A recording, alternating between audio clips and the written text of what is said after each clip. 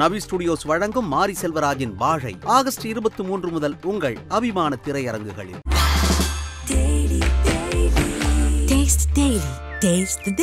Eight studios வழங்கும் லோக பத்மநாபன் இயக்கத்தில் Sembiyan Madevi August 30 முதல் உங்கள் அபிமான திரையரங்குகளில். சார் வணக்கம் சார். வணக்கம். எப்படி இருக்கீங்க சார்? நல்லா இருக்கும்ப்பா. நிறையா ப்ரெஸ் மீட்ஸ், அதுக்கப்புறம் படத்துக்காக ஹைதராபாத் போகிறது, கேரளா அப்படின்னு சொல்லி பல இடங்கள் நீங்கள் இப்போ தான் கொஞ்சம் ஓய்வில் இருக்கீங்கன்னு நினைக்கிறேன்.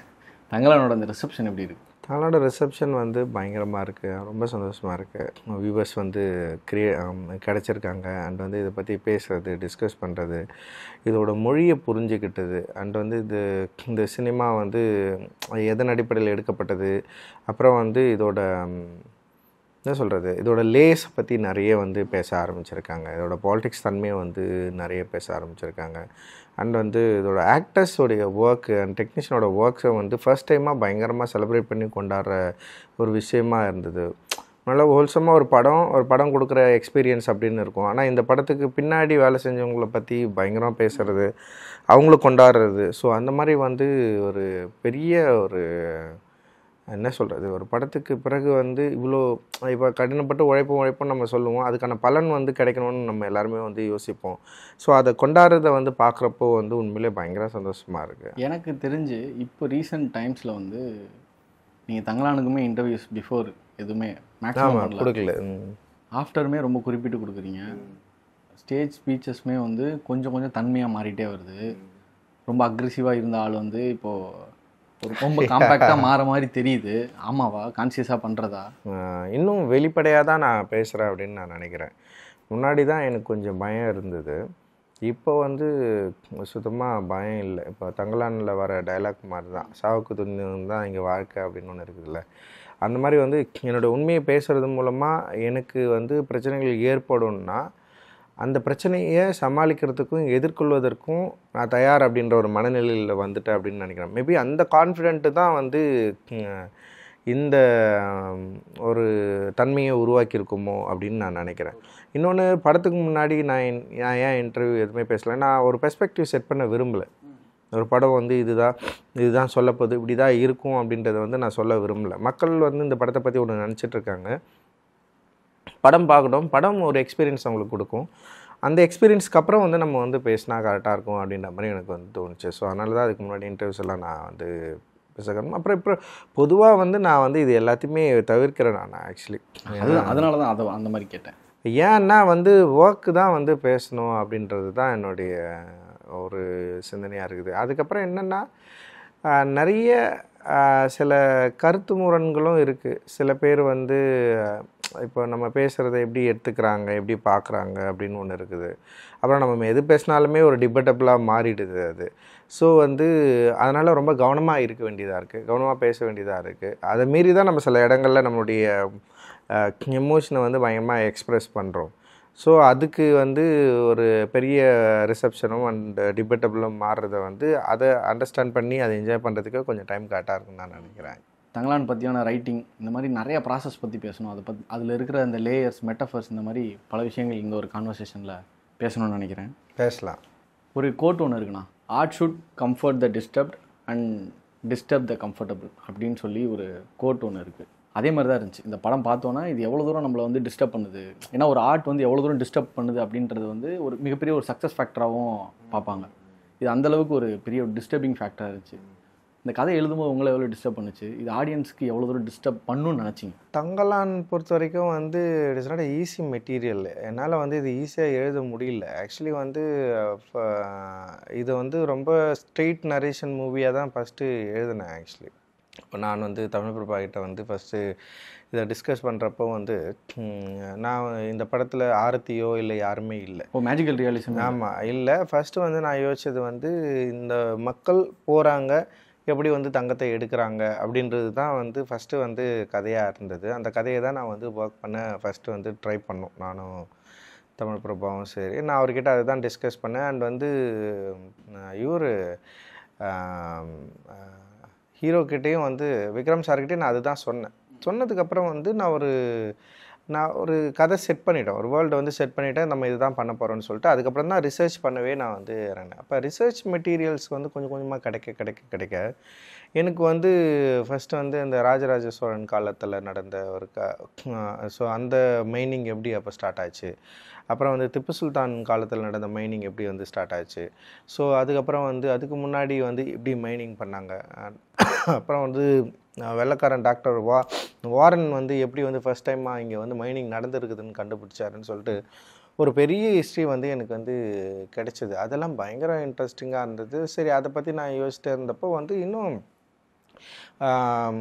என்ன சொல்கிறது, தொன்ம கதைகள் பின்னாடி என்னெல்லாம் இருக்குதுன்னு சொல்லிட்டு விசாரிக்கிறப்போ வந்து அதை வந்து படிக்கிறப்போ யோசிக்கிறப்போ அங்கே ஒரு பேய் இருக்கிறதாகவும் பேய் வந்து தங்கத்தை வந்து பாதுகாக்கிறதுக்காகவும் வந்து கதைகள் தான் நிறைய இருந்தது. அப்புறம் உயிர் பலிகள் நிறைய கொடுத்துருக்கிறதா.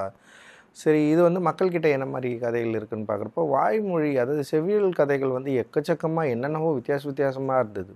ஸோ எல்லாருக்குமே வந்து ஒன்று தோணுச்சு, என்னென்னா அங்கே ஒரு பேய் தான் வந்து தங்கத்தை பாதுகாக்குது அப்படின்னு சொல்லிட்டு மக்கள் வந்து எல்லாருமே வந்து அதை நம்பினாங்க. அதனால தான் இவ்வளோ உயிர் பலிகள் நிகழ்ந்தது அப்படின்னு எல்லாருமே சொல்ல ஆரம்பித்தாங்க. ஸோ எனக்கு வந்து அது ரொம்ப இன்ட்ரெஸ்டிங்காக இருந்தது. ஓகே, இது வந்து ஒரு ரியலிஸ்டிக்காக நடந்த ஒரு விஷயம். இந்த ஏன் வந்து எல்லாருமே ஒரு காலகட்டத்தில் தங்கத்தை எடுத்து தோல்வியடைந்து நிறைய பேர் செத்து தான் விட்டுருக்குறாங்க. இப்போது சோழன் காலகட்டத்தில் வந்து மைன் பண்ணியிருக்காங்க. மைன் பண்ணதுக்கப்புறம் வந்து ஒரு பெரிய ஆக்சிடென்ட் நடந்துருக்குது. அதுக்கப்புறம் வந்து அதை விட்டுருக்குறாங்க. திப்பு சுல்தான் காலத்தில் வந்து அவர் வந்து இதை கண்டுபிடிக்கிறது, மைனிங் கண்டுபிடிச்சது, அதாவது இங்கே தங்கம் கண்டுபிடிக்கிறது செம சூப்பராக இருந்தது. திப்பு சுல்தான் வந்து இரும்பை தேடி போயிருக்காரு. ஏன்னா வந்து அவர் பயங்கரமாக ஃபைட் பண்ணுற ஒரு வாரு, அதனால வந்து கத்தியும் கேடைங்களும் பண்ணுறதுக்கு இரும்பு தேவைப்பட்டுருது அவருக்கு. அதை தேட போய் தங்கம் கிடச்சிருக்கு. தங்கம் வந்து தோண்டாமல் விட்டு வந்திருக்காரு. ஏன் விட்டு வந்தாருன்றது ஒரு பெரிய பயங்கர இன்ட்ரெஸ்டிங்காக இருந்தது. ஸோ அதுக்கு முன்னாடி காலகட்டத்தில் வந்து என்ன இதெல்லாமே பயங்கரமாக. ஆனால் ஏன் இவங்க எல்லாருமே விட்டு வந்தாங்கன்னா, ஏதோ ஒரு டைமில் வந்து பயங்கரமான உயிர் பலிகள் வந்து நிகழ்ந்திருக்கு. அவங்களால எடுக்க முடியாமல் வந்து தடைப்பட்டிருக்கு. லேண்ட்ஸ்லைட் நடந்திருக்கு. இது பாறைகள் உடஞ்சி வந்து செத்துருக்காங்க. எக்கச்சக்கம் பாம்பு கடித்து செத்துருக்குறாங்க. அந்த தேள்கள் கடித்து செத்துருக்காங்க. அது வந்து அங்கே போயிட்டு தங்கத்தை எடுக்கிறதுன்றது வந்து இயற்கை அவ்வளோ சீக்கிரமாக அலோவ் பண்ணாது அப்படின்னு சொல்லிட்டு தான் எல்லாமே சொல்லியிருக்காங்க. அந்த இயற்கை என்பது அங்கே பேயாக இருந்திருக்குது. இயற்கை வந்து ஒரு பேயாக உருவகமாக மக்கள் நினச்சிருக்காங்க. அந்த பேய் தான் எல்லாரையும் வந்து கொண்டு இருக்குது அப்படின்னு சொன்னாங்க. ஸோ இந்த பேய் யார் அப்படின்றது தான் வந்து என்னுடைய கேள்வியாக இருந்தது. இந்த பேய் யார் அப்படின்னு சொல்லிட்டு நான் வந்து யோசிக்கிறப்போ வந்து எனக்கு ஒரு கடைசியாக ஒரு டெக்ஸ்ட் வந்து எனக்கு வந்து கிடச்சிது. அது என்னென்னா, புத்தருடைய காலகட்டம் அப்படின்னு சொல்லிட்டு ஒரு தொன்மை கதை வந்து கிடச்சிது. புத்தருடைய காலகட்டத்தில் வந்து புத்தர் வந்து ஒவ்வொரு பகுதியாக வந்து போயிட்டு வந்து மக்களுக்கு வந்து அறிவுரை சொல்கிறப்போ பற்றற்று இருத்தலை பற்றி வந்து அவர் பேசுகிறாரு. அந்த பற்றற்று பேராசை குணம், பற்றற்று இருத்தலை பற்றி பேசுகிறப்போ அதன் மூலமாக புத்தரை வந்து ஃபாலோ பண்ணுற ஒரு ராஜாவாக காலா அப்படின்ற ஒரு ராஜா வந்து இருந்திருக்காரு. காலா யார்னா புத்தருடைய சீடராக மாறி இருக்காரு. அவர் நாகர்களுடைய இனத்தலைவனாக வந்து இருந்திருக்காரு. காலா அப்படிங்கிற வந்து ஒரு ராஜா. திடீர்னு பார்த்தா கரிகாலன் காலாவுக்கும் எனக்கு வந்து பயங்கர கனெக்ட் ஆச்சு. எப்பறம் நம்ம காலான்ற ஒரு பேர் வச்சு நான் ஒரு படத்தை, அது வந்து நாகர்களுடைய தலைவன் காலாவாக இருந்திருக்காரு. ஸோ அப்போ நாகர்கள் பகுதியை வந்து அந்த காலா வந்து அவர் கட்டுப்பாட்டில் தான் அந்த நிலம் இருந்திருக்குது. நாகர்களுடைய கட்டுப்பாட்டில் அந்த மைன்ஸ், அதாவது இந்த தங்கங்கள் இருக்கிற பகுதி வந்து கட்டுப்பாட்டில் இருந்திருக்குது. அவர் என்ன பண்ணியிருக்காருன்னா, இதை வந்து நம்ம வந்து பாதுகாக்கணும். இந்த தங்கங்கள் மூலமாக பற்றுடையவர்கள் வந்து இந்த தங்கத்தை எடுக்கிறது மூலமாக பேராசை குணம் கொண்டு இந்த நாடு வந்து பேரழிவுக்கு செல்வதற்கான வாய்ப்பு இருக்குது. ஸோ அதனால் வந்து இங்கே இருக்கிற தங்கங்களை பாதுகாக்கிற வேலையை வந்து அங்கே இருக்கிற பழங்குடி இனத்துக்கு, குறிப்பாக நாகர்கள் இனத்துக்கு வந்து அவர் வந்து கொடுக்குறாரு. அப்போ அந்த நாகரின மக்கள் வந்து அந்த தங்கத்தை பாதுகாக்கிற வேலையை வந்து செய்கிறாங்க. நாட் ஒன்லி நாகரின மக்கள், அங்கே இருக்கிற பாம்பு, இந்த தேயில், அப்புறம் வந்து அங்கே இருக்கிற மிருகங்கள் எல்லாமே வந்து அவர் சொல்கிறத வந்து கட்டுப்பட்டு அந்த நிலத்தை வந்து பாதுகாக்கிறாங்க அப்படின்ற மாதிரி ஒரு தொன்ம கதை மெட்டீரியல் வந்து எனக்கு வந்து கிடச்சிது. ஓகே, சரி, இதுதான் வந்து என்னை வந்து பயங்கரமாக ட்ரிகர் பண்ண அந்த மேஜிக்கல் ரியாலிட்டி. ஆமாம். அப்போ வந்து நான் என்ன எனக்கு தோணுச்சுன்னா, அப்போ நாகர்கள் இந்த தங்கத்தை வந்து பாதுகாத்தாங்க. இங்கே தங்கம் இருக்கிறது அவங்களுடைய நிலமாக இது இருந்திருக்குது.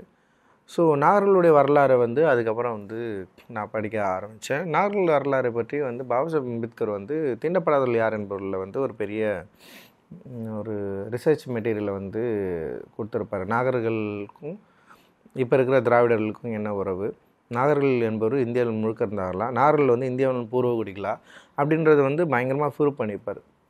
ஸோ இது என்னை வந்து பயங்கரமாக ட்ரிகர் பண்ணிச்சு. அப்போ நம்ம ஆல்ரெடி வந்து எனக்கு வந்து நான் யாருன்றது தான் ஒரு கேள்வியாக இருக்குது. இந்த சமூகத்தில் நம்ம எப்படி வீழ்த்தப்பட்டோம், இங்கே ஒரு பெரும் நிலமாக இருக்கிற பெரும் மக்களாக இருக்கிறவங்க எப்படி வந்து இங்கே வந்து ஜாதியால் ஒடுக்கப்பட்டாங்க அப்படின்ற ஒரு கேள்வி எனக்கு தொடர்ந்து இருந்துகிட்டே இருக்கிறப்போ, இந்த வரலாறை இணைக்கிறது மூலமாக எனக்கு ஒரு பதில் கிடச்சிது. எனக்கு அப்போ தான் எனக்கு தோணுச்சு, ஓகே நாகர்கள் பற்றி இந்த கதை வந்து டிமாண்ட் பண்ணுது அப்படின்னு தோணுச்சு. வெறும் தங்கத்தை தோன்றது மட்டும் கதை இல்லை, நம்ம யாருன்றதை கண்டுபிடிக்கிறதும் இந்த தங்கத்தை தேடுறது மூலமாக நம்ம ஏன் வந்து இது கிரியேட் பண்ணக்கூடாது அப்படின்னு எனக்கு தோணுச்சு. உங்கள் ஐடியாலஜியும் இதுக்குள்ளே இன்புட். ஆமாம், இதுக்குள்ளே வந்து வந்துருச்சு. ஆக்சுவலி அதாவது ரிசர்ச் மூலமாக தான் எனக்கு வந்து எனக்கு இது கிடைச்சது எனக்கு. ஸோ அப்போது வந்து நான் இதை வந்து பார்க்குறப்போ லிவிங் டேஞ்சரஸ்ன்னு சொல்லிட்டு ஒரு நாவல் வந்து வாட்சோம். அது ஒரு பழைய நாவல். ஸோ அதுவும் வந்து கிட்டத்தட்ட வந்து அங்கே இருக்கிற ஒரு பழங்குடி சமூகத்தை பற்றியும் அவங்க வந்து அந்த நிலத்தை பாதுகாத்ததை பற்றியும் வந்து அவங்க கொஞ்சம் அதில் வந்து அட்ரஸ் பண்ணியிருப்பாங்க. ஸோ இதெல்லாம் எனக்கு வந்து ஒரு பெரிய ஒரு வேர்ல்டை வந்து க்ரியேட் பண்ணிச்சு. அண்ட் வந்து எனக்கு வந்து இந்த மாயாஜால கதைகள் மீது லைக் வந்து சூப்பர்சிட்டிஷியஸ் மீது பெரிய ஒரு ஆர்வம் நம்பிக்கை இல்லை. ஏன்னா வந்து பகுத்தறிவோடு தான் நம்ம எல்லாத்தையுமே வந்து அணுக வேண்டியதாக இருந்தது. ஆனால் அதே நேரத்தில் மக்களுடைய எண்ணங்கள் இருக்குல்ல, மக்களுடைய செவி வழி கதைகள் இருக்குதுல்ல, அந்த செவி வழி கதைகள் என்ன சொல்லுது, அதுக்கு என்ன உண்மை இருக்குது, துன்பத்துக்கு உண்மையிலே ஏதாவது உண்மை இருக்கா, இந்த துன்பங்களுக்கு அடிப்படையில் வரலாற்று ரீதியாக ஒரு கனெக்ஷன் இருக்குதை நான் வந்து புரிஞ்சுக்கிட்டேன். ஸோ அப்படி தான் வந்து இந்த கதையை வந்து உருவாக்கி தங்கத்தை தேடி கண்டடைவதன் மூலமாக தான் யார் என்பதை வந்து கண்டடைகிறான். அந்த கண்டடைகிறது வந்து தங்கலானுக்கு மட்டும் இல்லாமல் இங்கே இருக்கிற திரைக்கு வெளியே இருக்கிற ஒரு பெரும் மக்களை வந்து அவங்களோட வரலாற்றை வந்து மீள் உருவாக்கம் செய்து தங்களை யார் என்பதை வந்து வரலாற்றினோட கனெக்ட் பண்ணிக்கிறத தங்கலானுடைய திரைக்கதையில் அமைக்கணும் அப்படின்றது வந்து எனக்கு வந்து தோணுச்சு. அதுதான் நான் அமைச்சேன். ஆக்சுவலி அந்த ரிசர்ச்சில் நீங்கள் ஒன்று சொன்னீங்க, அந்த பற்று பற்றி சொன்னீங்க. அதுதான் டயலாகும் இன்புட் பண்ணியிருப்பீங்க. அதீத பற்றே ஆமாம் பேராபத்துக்கு காரணம், அழிவுக்கு காரணம். அது வந்து என்னென்னா புத்தருடைய மிக முக்கியமான ஸ்டேட்மெண்ட். ஓனிங்கை பற்றி அவர் நிறைய வந்து பேசியிருக்காரு. துன்பம் ஏன் உருவாகுது அப்படின்றது பல காரணங்கள் இருக்குது. அந்த காரணங்களை வந்து பற்று தான் வந்து துன்பத்துக்கான மெயின் ரீசன் சொல்கிறாரு அவர். பற்று அப்படின்றது வந்து நம்ம நிறைய எடுத்துக்கலாம். ஆசையே அழிவுக்கு காரணம் வந்து அதை சொல்லியிருப்பாங்க. பட் நான் ஆசைன்னு அதை எடுத்துக்கல. தேவைக்கு அதிகமாக ஒரு ஒரு ஒரு விஷயத்தை வந்து நம்ம வந்து வேணும் அப்படின்றதே வந்து ஒரு பிரச்சனைக்கான முதல் ஆரம்பமாக இருக்குது, துன்பத்துக்கான முதல் ஆரம்பமாக இருக்குதுன்னு நான் பார்க்குறோம். ஓன் பண்ணுறது எல்லா பொருளையும் வந்து எனக்கு தான் வேணும், எல்லாமே எனக்கு வேணும், எனக்கு கீழே வேணும், எல்லாமே நானாக இருக்கணும் அப்படின்னு நினைக்கிறது இருக்குல்ல, அந்த ஓனிங்கை பற்றி தான் அவர் நிறைய வந்து அவர் வந்து பேசியிருக்காரு. ஸோ அந்த ஓனிங்குள்ளே இந்த மெட்டீரியல்ஸ் எல்லாமே வருது. மெட்டீரியல் பொருட்களை வந்து நம்ம ஓன் பண்ணுறது அப்படின்றதே வந்து எல்லா பிரச்சனைக்கும் காரணமாக வந்து அவர் வந்து பேசுகிறாரு. குறிப்பாக வந்து இந்த மாதிரி பொருள், ஆசை, மண் இது எல்லாத்தையும் வந்து அது வந்து நம்ம வந்து தனக்காக வந்து அளவுக்கு அதிகமாக எடுத்து வச்சுக்கிறது, அதை வந்து நம்ம ஆளணும்னு நினைக்கிறது. ஸோ இது எல்லாமே வந்து துன்பத்திற்கான ஒரு காரணமாக புத்தர் வந்து சொல்கிறாரு. ஸோ அதுதான் இந்த கதையில் நம்ம கொஞ்சம் டீல் பண்ண ட்ரை பண்ணியிருக்கோம். மேஜிக்கல் ரியாலிசம்ன்ற அந்த கான்செப்ட் வந்து அதுவே ரொம்ப காம்ப்ளிகேட்டடான ஒரு சப்ஜெக்டுக்குள்ளே போகிற மாதிரி. அந்த இதுக்குள்ளேயே வந்து நீங்கள் அப்ரஷன் பற்றி பேசியிருக்கீங்க, அதுக்கப்புறம் ஒரு அட்வென்ச்சர் பற்றி இதில் சொல்லியிருக்கீங்க. எல்லாத்தையும் எப்படிங்க இன்புட் பண்ண முடியுது? ஏன்னா அதுக்கே உங்களுக்கு இல்லை, எனக்கு என்னென்னா இப்போது ஒரு மேஜிக்கல் ரியலிசம் அப்படின்றது வந்து கிட்டத்தட்ட அதுலேயே ஒரு ரியலிசம் இருக்குது, ஓகேவா? இது வந்து பொய் கிடையாது. மேஜிக்கல் ரியலிசம்ன்றது வந்து பொய் கிடையாது, நம்ப முடியாத ஒரு உண்மை அது. ஓகே, அதுக்கான ஹிஸ்ட்ரியோ இல்லை உண்மை. இப்போ திடீர்னு வந்து அதை நடந்து போயிட்டே இருக்கிறப்ப டக்குன்னு இடி இடிக்குதுன்னு வச்சுங்களேன். இடி வச்சு ஸ்ட்ரெயிட்டாக அவர் கனெக்ட் பண்ணி பூமி நடந்துருக்க ஸ்ட்ரெயிட்டாக கனெக்ட் பண்ணி எரிஞ்சு விழுறது வந்து திடீர்னு நம்ம பார்க்குறப்போ ரொம்ப அதிர்ச்சியாக இருக்கும். இடியை பற்றி நமக்கு எதுவுமே தெரியலன்னா ஏதோ ஒரு சக்தி மேலே வந்து அடிச்சு எரிஞ்சிட்டாருன்னு ஒன்று இருக்கும்ல. ஸோ இது ஒரு மேஜிக் தான் இது. ஆனால் வந்து இது அறிவியல் பூர்வமாக நம்ம ஆராய்ச்சி பண்ணுறப்போ பார்த்தா அதுக்கப்புறம் தான் நமக்கு தெரியும், இடி இடித்ததுக்கப்புறம் ஒரு பவர் வந்து அவர் எறிகிறாரு அப்படின்னு. இதுதான் வந்து கிட்டத்தட்ட ஒரு மேஜிக்கல் ரியலிசமாக நம்ம வந்து பார்க்கலாம். ஸோ மேஜிக்கல் ரியலிசம் வந்து கிட்டத்தட்ட ரியலிசம் தான் அது. ஒரு இயற்கை அவர்களை தடுக்குது, நீங்கள் மேலோட்டமாக பார்த்தா இயற்கை தடுக்குது. இயற்கைக்கு நான் ஆர்த்தின்னு ஒரு கேரக்டரை வந்து க்ரியேட் பண்ணியிருக்கேன். ஓகேவா? ஆர்த்தி இயற்கையாக மாறி அவள் என்ன பண்ணுறா, ஒரு தண்ணியில் போகிறப்போ தண்ணியில் அவங்கள வந்து தடுக்கிறா. அண்டு தோன்றப்போ வந்து காத்தா வந்து பிரச்சனை பண்ணுறா. அண்டு நெருப்பாக இடித்து அவங்கள வந்து எரிய வைக்கிறா. அண்டு வந்து இப்படியே வந்து அவள் வந்து இருந்துகிட்டே இருக்கிறா.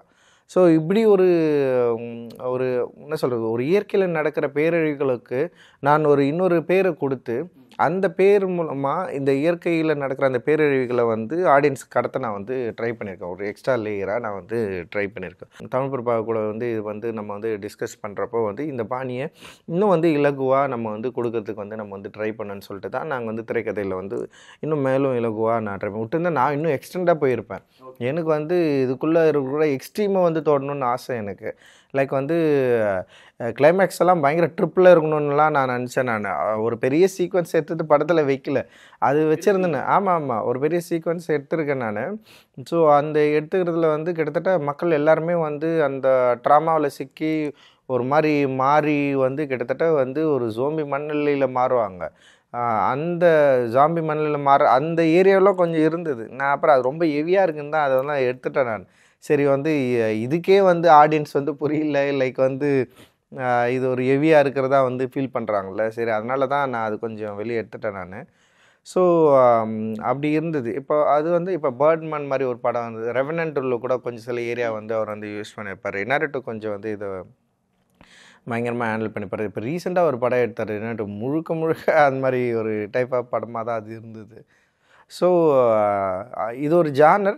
இந்த ஜானரை நான் தமிழ் உலகத்துக்கு வந்து இன்ட்ரடியூஸ் பண்ணது, குறிப்பாக மெயின் ஸ்ட்ரீமில் வந்து அதை இன்ட்ரடியூஸ் பண்ணி சக்ஸஸ்ஃபுல்லாக மாற்றினது அப்படின்றது வந்து எனக்கு பயங்கர ஒரு சந்தோஷம்தான். இன்னும் இது அடுத்த கட்டத்துக்கு நகரணும் அப்படின்னு நான் நினைக்கிறேன். நான் நீங்கள் வேற ஒரு பெரிய ஃபேக்டரை வந்து இதில் நான் வைக்கலை, அதை டெலிட் பண்ணிட்டேன் அப்படின்ற மாதிரி சொன்னீங்க. அது கொஞ்சம் விரிவுபடுத்தி சொல்லலாமா? அது என்ன மாதிரியான ஒரு ஃபேக்டர்? இல்லை, அது கிளைமேக்ஸ் நெருங்கும் போதா? கிளைமேக்ஸ் முன்னாடி தான். ஸோ எல்லாருமே வந்து இப்போ என்ன சொல்கிறது, எல்லாருமே வந்து ஒரு பயங்கரமாக ஒரு ஸ்ட்ரெஸ்ஸில் இருப்பாங்க. லைக் வந்து கிட்டத்தட்ட வந்து ஒரு எட்ஜுக்கு போயிடுவாங்க. எட்ஜுக்கு போனதுக்கப்புறம் வந்து எல்லாருடைய மனநிலையுமே ஒரு பேய் மனநிலையாக இருக்கும். எல்லாருமே இங்கேருந்து போகணுன்றதுக்காக எந்த எக்ஸ்டென்ட் வரும் பண்ணுறது ட்ரை பண்ணுவாங்க. இவர் வந்து போயிட்டு தடுப்பார். தங்களான் எல்லாரையும் போகாதீங்க தடுப்பார். ஸோ எல்லோரும் தடுக்கிறப்போ வந்து எல்லாருமே அவர்கிட்ட வந்து ஃபைட் பண்ணுவாங்க. நாங்கள் போகிறேன்னு சொல்லிட்டு இங்கேருந்து கிளம்ப ட்ரை பண்ணுவாங்க. ஸோ அந்த ட்ராமா வந்து கிட்டத்தட்ட வந்து ஆரத்தியோடைய மனநிலை ஆரத்தி வந்து எல்லாரையும் இன்ஃப்ளூயன்ஸ் பண்ணால் எப்படி இருக்கும், எல்லாரும் எப்படி இருப்பாங்க, எப்படி ரியாக்ட் பண்ணுவாங்க. அர்ஜுன் மாதிரி ஹரி மாறிடுவான். லைக் வந்து இவர் பசுபதி மாறிடுவார். அண்ட் வந்து இவர் கங்கம்மா மாறிடுவாங்க. எல்லாருமே வந்து தங்களானுக்கு எதிராக வந்து ஃபைட் பண்ணுவாங்க. ஃபைட் பண்ணி அவரை வந்து சொல்கிறத கேட்காம வந்து அவரை வந்து அவர் கூட வந்து ஒரு பெரிய டிஸ்கஷன் இன்ட்ரெஸ்டிங்காக இருந்தது. ஸோ அது வந்து கொஞ்சம் ஒரு பெரிய சீக்வன்ஸாக இருந்தது. ஸோ அந்த சீக்வன்ஸ் வந்து நான் வந்து சரி ஓகே இது வந்து ரொம்ப ஹெவியாக இருக்கிறதுனால கொஞ்சம் அதை வெளியே எடுத்துட்டேன். அந்த ஆனமலை ரொம்ப இன்ட்ரெஸ்டிங்காக இருந்துச்சுங்க. அது ஆக்சுவலி வந்து அந்த ஆற்காடு சைடு வந்து ஒரு ஊர் பேரே ஆனமலைன்னு இருக்கு. அது அந்த ஆனமலை வந்து அது மேபி ஒரு அன்ரியல் ஃபேக்டர் தானே, அது எப்படி அந்த வடிவமைச்சிங்க அந்த மலையை? ஸோ எனக்கு என்னென்னா அந்த மதுரையில் ஒரு ஆனமலை. ஆமாம், அது வந்து ஆனை மாதிரியே இருக்கும். ஆமாம், ஆனை மாதிரியே இருக்கும். மதுரை அந்த மலையும் வந்து நான் அங்கே போய்ட்டு லொக்கேஷன்லாம் பார்க்குறப்போ வந்து ஆனமலை வந்து பார்க்குறப்போ எனக்கு பயங்கரமாக இருந்தது. அந்த மலையை பார்க்குறப்போ, மதுரையில் இருக்கிற மலையை பார்க்குறப்பவும் கூட எனக்கு என்னென்னா இந்த லொக்கேஷனை எது கூடாது கனெக்ட் பண்ணணும் எனக்கு தோணுச்சு. ஸோ அப்படி கனெக்ட் பண்ணுறப்போ ஒரு மலையை வச்சு நம்ம வந்து கனெக்ட் பண்ணிக்கலாம்னு தோணுச்சு. அண்ட் வந்து அது ஒரு யானை மலையாக அது வந்து இருக்கலாம் அப்படின்ற மாதிரி எனக்கு தோணுச்சு. அண்டு யானைமலை காடோடு சேர்ந்தது பௌத்த விழுமியங்கள், பௌத்த குறியீடு, யானை வந்து புத்தருக்கும் யானைக்கும் ஒரு கதை நடந்ததை பற்றி வந்து சொல்லுவாங்க. ஸோ கிட்டத்தட்ட வந்து இது எல்லாமே வந்து ஒரு பௌத்த குறியீடுகளுடைய மீட்சியாக தான் நான் அது எல்லாத்தையும் நான் வைக்க ட்ரை பண்ணேன். ஆக்சுவலி இந்த அன்டச்சபிள் ஆக்டிவிட்டியை வந்து ஒரு சின்ன சீனில் சொல்லிட்டு போயிருப்பீங்க. அதில் நிறைய லேயர்ஸ் இருக்குது. அர்ஜுன் வந்து அந்த ஃபாரினர் ஒருத்தரை கை கொடுத்து இறக்கி விடுவார். சூப்பரா. அந்த சீக்வன்ஸ் பார்த்தோன்னா அப்படி இருந்துச்சு. அவன் வந்து அவ்வளோ ஆச்சரியமாக பார்ப்பான், நம்மள ஒரு வெள்ளைக்காரன் வந்து தொற்றுக்கானேப்பான் அப்படின்ற மாதிரி அவ்வளோ ஆச்சரியமான ஒரு ஃபேக்டராக இருந்துச்சு. அந்த அன்டச்சபிளை வந்து நீங்கள் காட்டின விதம் வந்து ரொம்ப நல்லா இருந்துச்சு. ரொம்ப ஒரு விஷயத்த வந்து அழுத்தமாக சொல்லிட்டே இருந்தாலும் ஆடியன்ஸுக்கு வந்து என்னடா அது அப்படின்ற மாதிரி ஆகிடும். ஆனால் இதை நீங்கள் சொன்ன விதம் வந்து ரொம்ப அழகாக இருந்துச்சு. அதில் 2 ஃபேக்டர் இருக்குது. காலங்காலமாக இருக்கிற அந்த ஃபாரினரோட அப்பாவே தொடக்கூடாதுன்னு நினைப்பார், யாரும் தொடக்கூடாது அப்படின்னு. அது வந்து தலைமுறைக்கு அப்புறம் மாறிட்டு வருதுன்றதையும் எடுத்துக்கலாமா? ஆமாம். இது என்னென்னா, இப்போ அசோகனுக்கு வந்து இந்த ப்ராக்டிஸ் முன்னாடி இருக்குன்றத படத்தில் நம்ம எங்கேயுமே காட்டல. ஆனால் நம்ம புரிஞ்சுக்கிறோம். ஏன்னா நமக்கு இந்திய மண்ணுடைய இங்கே இருக்கிற பிரிவினை பற்றி நமக்கு எல்லாருக்குமே தெரியும். அவன் ஃபர்ஸ்ட் டைமாக அவன் கூட வந்து ஒரு வெள்ளைக்காரன் வந்து அவனை தொடுறான். அதுவே அவனுக்கு பெரிய ஆச்சரியமாக பார்க்குறான். கதையில் இது வந்து நான் ரொம்ப ஜஸ்ட் லைக் தட் தான் போயிருப்பேன் நான். அது ஒரு ஷார்ட்டாக வச்சுருப்பேனே தவிர அதை பற்றி டிஸ்கஸ் பண்ண கூட நான் பண்ணவே இல்லை. அதுக்கப்புறம் கூட எங்கேயுமே போயிட்டு பையன் இப்போ எனக்கு ஆனால் தோணுச்சு ஒரு இடத்துல அசோக் வந்து தங்கலான் கிட்ட வந்து கேட்கலாம் அப்படின்ற மாதிரி எனக்கு வந்து தோணுச்சு. இப்போ அந்த வெள்ளைக்காரன் மட்டும் நம்மளை தொடுறான் அப்படின்னு, ஏன் அப்படின்னு அவன் மட்டும் தொடுறானே அப்படின்னு கேட்கலாமோ அப்படின்ற மாதிரி எனக்கு தோணுச்சு. அப்புறம் நான் என்ன பண்ணேன்னா அது யோசிச்சுட்டு வந்து அது எழுதலை, வேணான்னு சொல்லிட்டு நான் விட்டேன். நான் அது ஒரு அனுபவமாகவே இருக்கட்டும், அவனுக்கு ஒரு அனுபவமாக இருக்கட்டும், பார்வையாளனுக்கு இது வந்து நம்மளால் கடத்த முடியுமா முடியாதா அப்படின்னு நான் யோசிச்சேன். நான் அது ஒரு அவசியமற்றதுன்னு கூட எனக்கு தோணுச்சு.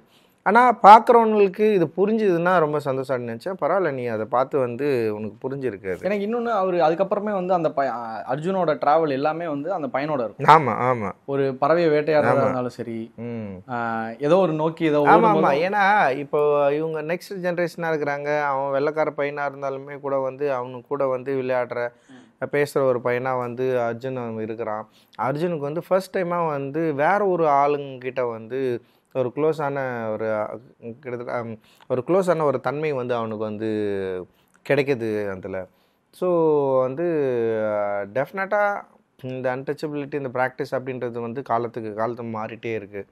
அது மாறிட்டே வந்துட்டு இருக்குது. அந்த மாடர்னில் வந்து அது என்னுடைய விருப்பம்னா அது முற்றிலுமே அழிஞ்சு போகணும் தான் நம்மளுடைய விருப்பம். ஸோ அழியாமல் இருக்கிறத பற்றி டிஸ்கஸ் பண்ணுற அதே நேரத்தில் இது அழிஞ்சு போகுதுன்னு சொல்கிறதையும் வந்து சொல்கிறது கரெக்டாக தான் இருக்கும்னு எனக்கு தோணுச்சு. நான் அதில் தான் அதை வந்து பண்ணேன். குறிப்பாக இன்னொரு இடத்துல கூட நான் வந்து பண்ணியிருப்பேன். இவர் கெங்கிப்பட்டர் பசுபதி அண்ணன் வந்து ஒரு வைணவ ஒரு ஒரு ஒரு என்ன சொல்கிறது, ஒரு பழைய சமூகத்திலிருந்து வைணவராக மாறி பூணூல் போட்டு தன்னை வந்து பெருமாளுடைய சீடராக, ராமானுஜர் சீடராக காட்டிக்கிட்ட ஒரு ஆள். அப்படி இருந்துமே கூட வந்து இப்போ மிராஸ் வந்து வயலில் வரப்போ அப்படி தடிக்க விழ போவார். அவர் பிடிக்க ஓடுவார். உடனே வந்து மிராஸ் தூரம் போ அப்படின்னு சொல்லுவார். நீ என்னவா மாறினாலுமே நீ வந்து எனக்கு அவன் தான் அப்படின்றது இருக்குதுல்ல. ஸோ அது வந்து அதில் அட்டன் பண்ணியிருப்பேன். ஆனால் காலங்கள் மாறினதுக்கப்புறம் இன்றைக்கி வந்து ராமானுஜ சீடராக வைணவராக மாறின நிறைய இந்த மக்கள் வந்து இன்றைக்கி வந்து இந்த சமூகத்தோட எந்த உறவும் இல்லாமல் அவங்க வந்து விலகி வேற ஒரு இடத்துக்கு போயிட்டாங்க அப்படின்றது தான் வரலாற்று உண்மையாக இருக்குது. ஒவ்வொரு பெண் கதாபாத்திரமும் உங்கள் படங்கள் எவ்வளோ முக்கியன்றது தெரியும். ஆனால் இதை நீங்கள் வந்து இதில் அச்சீவ் பண்ண விதம் எனக்கு ரொம்பவே புதுசாக இருந்துச்சு. முக்கியமாக ஒரு பிள்ளைகிட்ட அப்பா வந்து கதை சொல்லும்போது ஒரு ஊரில் ஒரு ராஜா இருந்தார் அப்படி தான் ஆரம்பிப்பாங்க. ஆனால் அந்த படத்தில் அப்படி இல்லவே இல்லை. அதை நீங்கள் பிரேக் பண்ணிடுறீங்க. ஆரத்தின்னு ஆரம்பிப்பீங்க. அப்பா ஒரு ராஜா கதை சொல்லுப்பான்னு நிறைய பேர் கேள்விப்பட்டு நான் கேட்டிருக்கேன். ஆனால் இதில் வந்து அப்பா அந்த ஆரத்தி கதை சொல்லுப்பா அப்படின்னு தான் சொல்லுவாங்க. அந்த ஃபீமேல் கேரக்டர்ஸ்க்கான அந்த ஒரு இம்பார்ட்டன்ஸ் ஒன்று நீங்கள் இங்கேருந்தே ஆரம்பிச்சிட்டிங்க. இது எப்படிங்க தோணுச்சு? நம்ம வந்து ஃபஸ்ட்டு வந்து நம்முடைய சமூகமே வந்து ஒரு தாய்வழி சமூகமாக நான் வந்து பார்க்குறேன். நான் நிறைய வரலாற்று ரீதியான புத்தகங்கள், குறிப்பாக வந்து மனித குலத்தை பற்றிய ஆய்வுகள் நம்ம வந்து படிக்கிறப்போ வந்து தாய் வந்து இந்த சமூகத்தை வழிநடத்தியிருக்கிறாள் அப்படின்றது வந்து பயங்கரமான ஒரு ப்ரூவ்டு மெட்டீரியலாக நமக்கு வந்து கிடைக்கிது. ஸோ அப்போது என்னுடைய திரைப்படங்களில் வந்து நான் ரொம்ப ரொம்ப கான்ஷியஸாக இதை வந்து ஹேண்டில் பண்ண ட்ரை பண்ணுறேன். ஆணுக்கு எந்த விதத்துலையும் வந்து பெண் வந்து குறைந்தவள் இல்லை அப்படின்றத வந்து நான் ட்ரை பண்ணேன். என்னுடைய திரைப்படங்கள் அஃப்கோர்ஸ் என்னுடைய திரைப்படங்களும் வந்து ஆண்மைய கதாபாத்திரத்தை, ஹீரோயிசத்தை வந்து பேசுகிற ஒரு திரைப்படமாக தான் இருக்குதுன்னு வச்சுங்களேன். நட்சத்திரம் நகர்றது தவிர்த்து வந்து மற்ற எல்லா படங்களும் நான் அப்படி தான் வந்து நான் எடுத்துருக்கிறேன். ஆனாலும் கூட அப்படி ஒரு கதைபாணியை சொல்கிறப்போ ஆண்களுக்கு நான் சொல்கிற ஹீரோக்கு நிற்கிறா நான் பெண்களை வந்து ஏன் நான் நிறுத்த நான் ட்ரை பண்ணுறேன்னா, என்னுடைய வாழ்க்கையில் பெண்கள் அப்படி தான் இருந்திருக்கிறாங்க அப்படின்னு பார்க்குறேன். இன்னொன்று ரொம்ப கான்ஷியஸாக நான் படித்த புத்தகங்கள், நான் ஃபாலோ பண்ணுற லீடர்ஸ் வந்து எனக்கு வந்து சொல்லி கொடுத்தது வந்து இங்கே இருக்கிற ஈக்குவாலிட்டி அப்படின்றது தான். இப்போ ஆரத்தி ஒரு பேய் அப்படின்றவ வந்து பேயின்றவ கெட்டலாக தான் இருக்கணுமா, அதை பிரேக் பண்ண வேண்டியது இருக்குது. ஏன் வந்து அப்போ ஒரு பூதம் ஒரு பேய் அப்படி வந்து ஒரு நல்ல எண்ணத்தோட ஏன் இருக்கக்கூடாது, நல்ல எண்ணத்தோட ஃபைட் பண்ணுறவெல்லாம் ஏன் இருக்கக்கூடாது. அப்போது வந்து நான் வந்து தங்கலானை வந்து கிரேவாக மாற்றுறேன். அதுக்காக இவர் நல்ல எண்ணமாக இருந்தாலுமே கூட வந்து ஒரு நல்ல ஒரு குட் ஃபைட்டாக நான் வந்து மாற்றுறேன். இத்தனை நாள் வந்து இந்த நிலத்தை பாதுகாக்கிற ஒரு நல்ல பூதத்தை வென்று தான் இவரால் வந்து ஒரு ஒரு கிரே தன்மைக்குள்ளே போய் தான் வந்து தங்கத்தை எடுக்க முடியுன்ற ஒரு இடத்த வந்து நான் வந்து உருவாக்க வந்து நான் ட்ரை பண்ணுறேன். அண்டு கங்கம்மா இப்போ பார்த்தீங்கன்னா பயங்கரமான உடல் உழைப்பு, பயங்கரமான ஒரு பவர் இருக்கிறவ.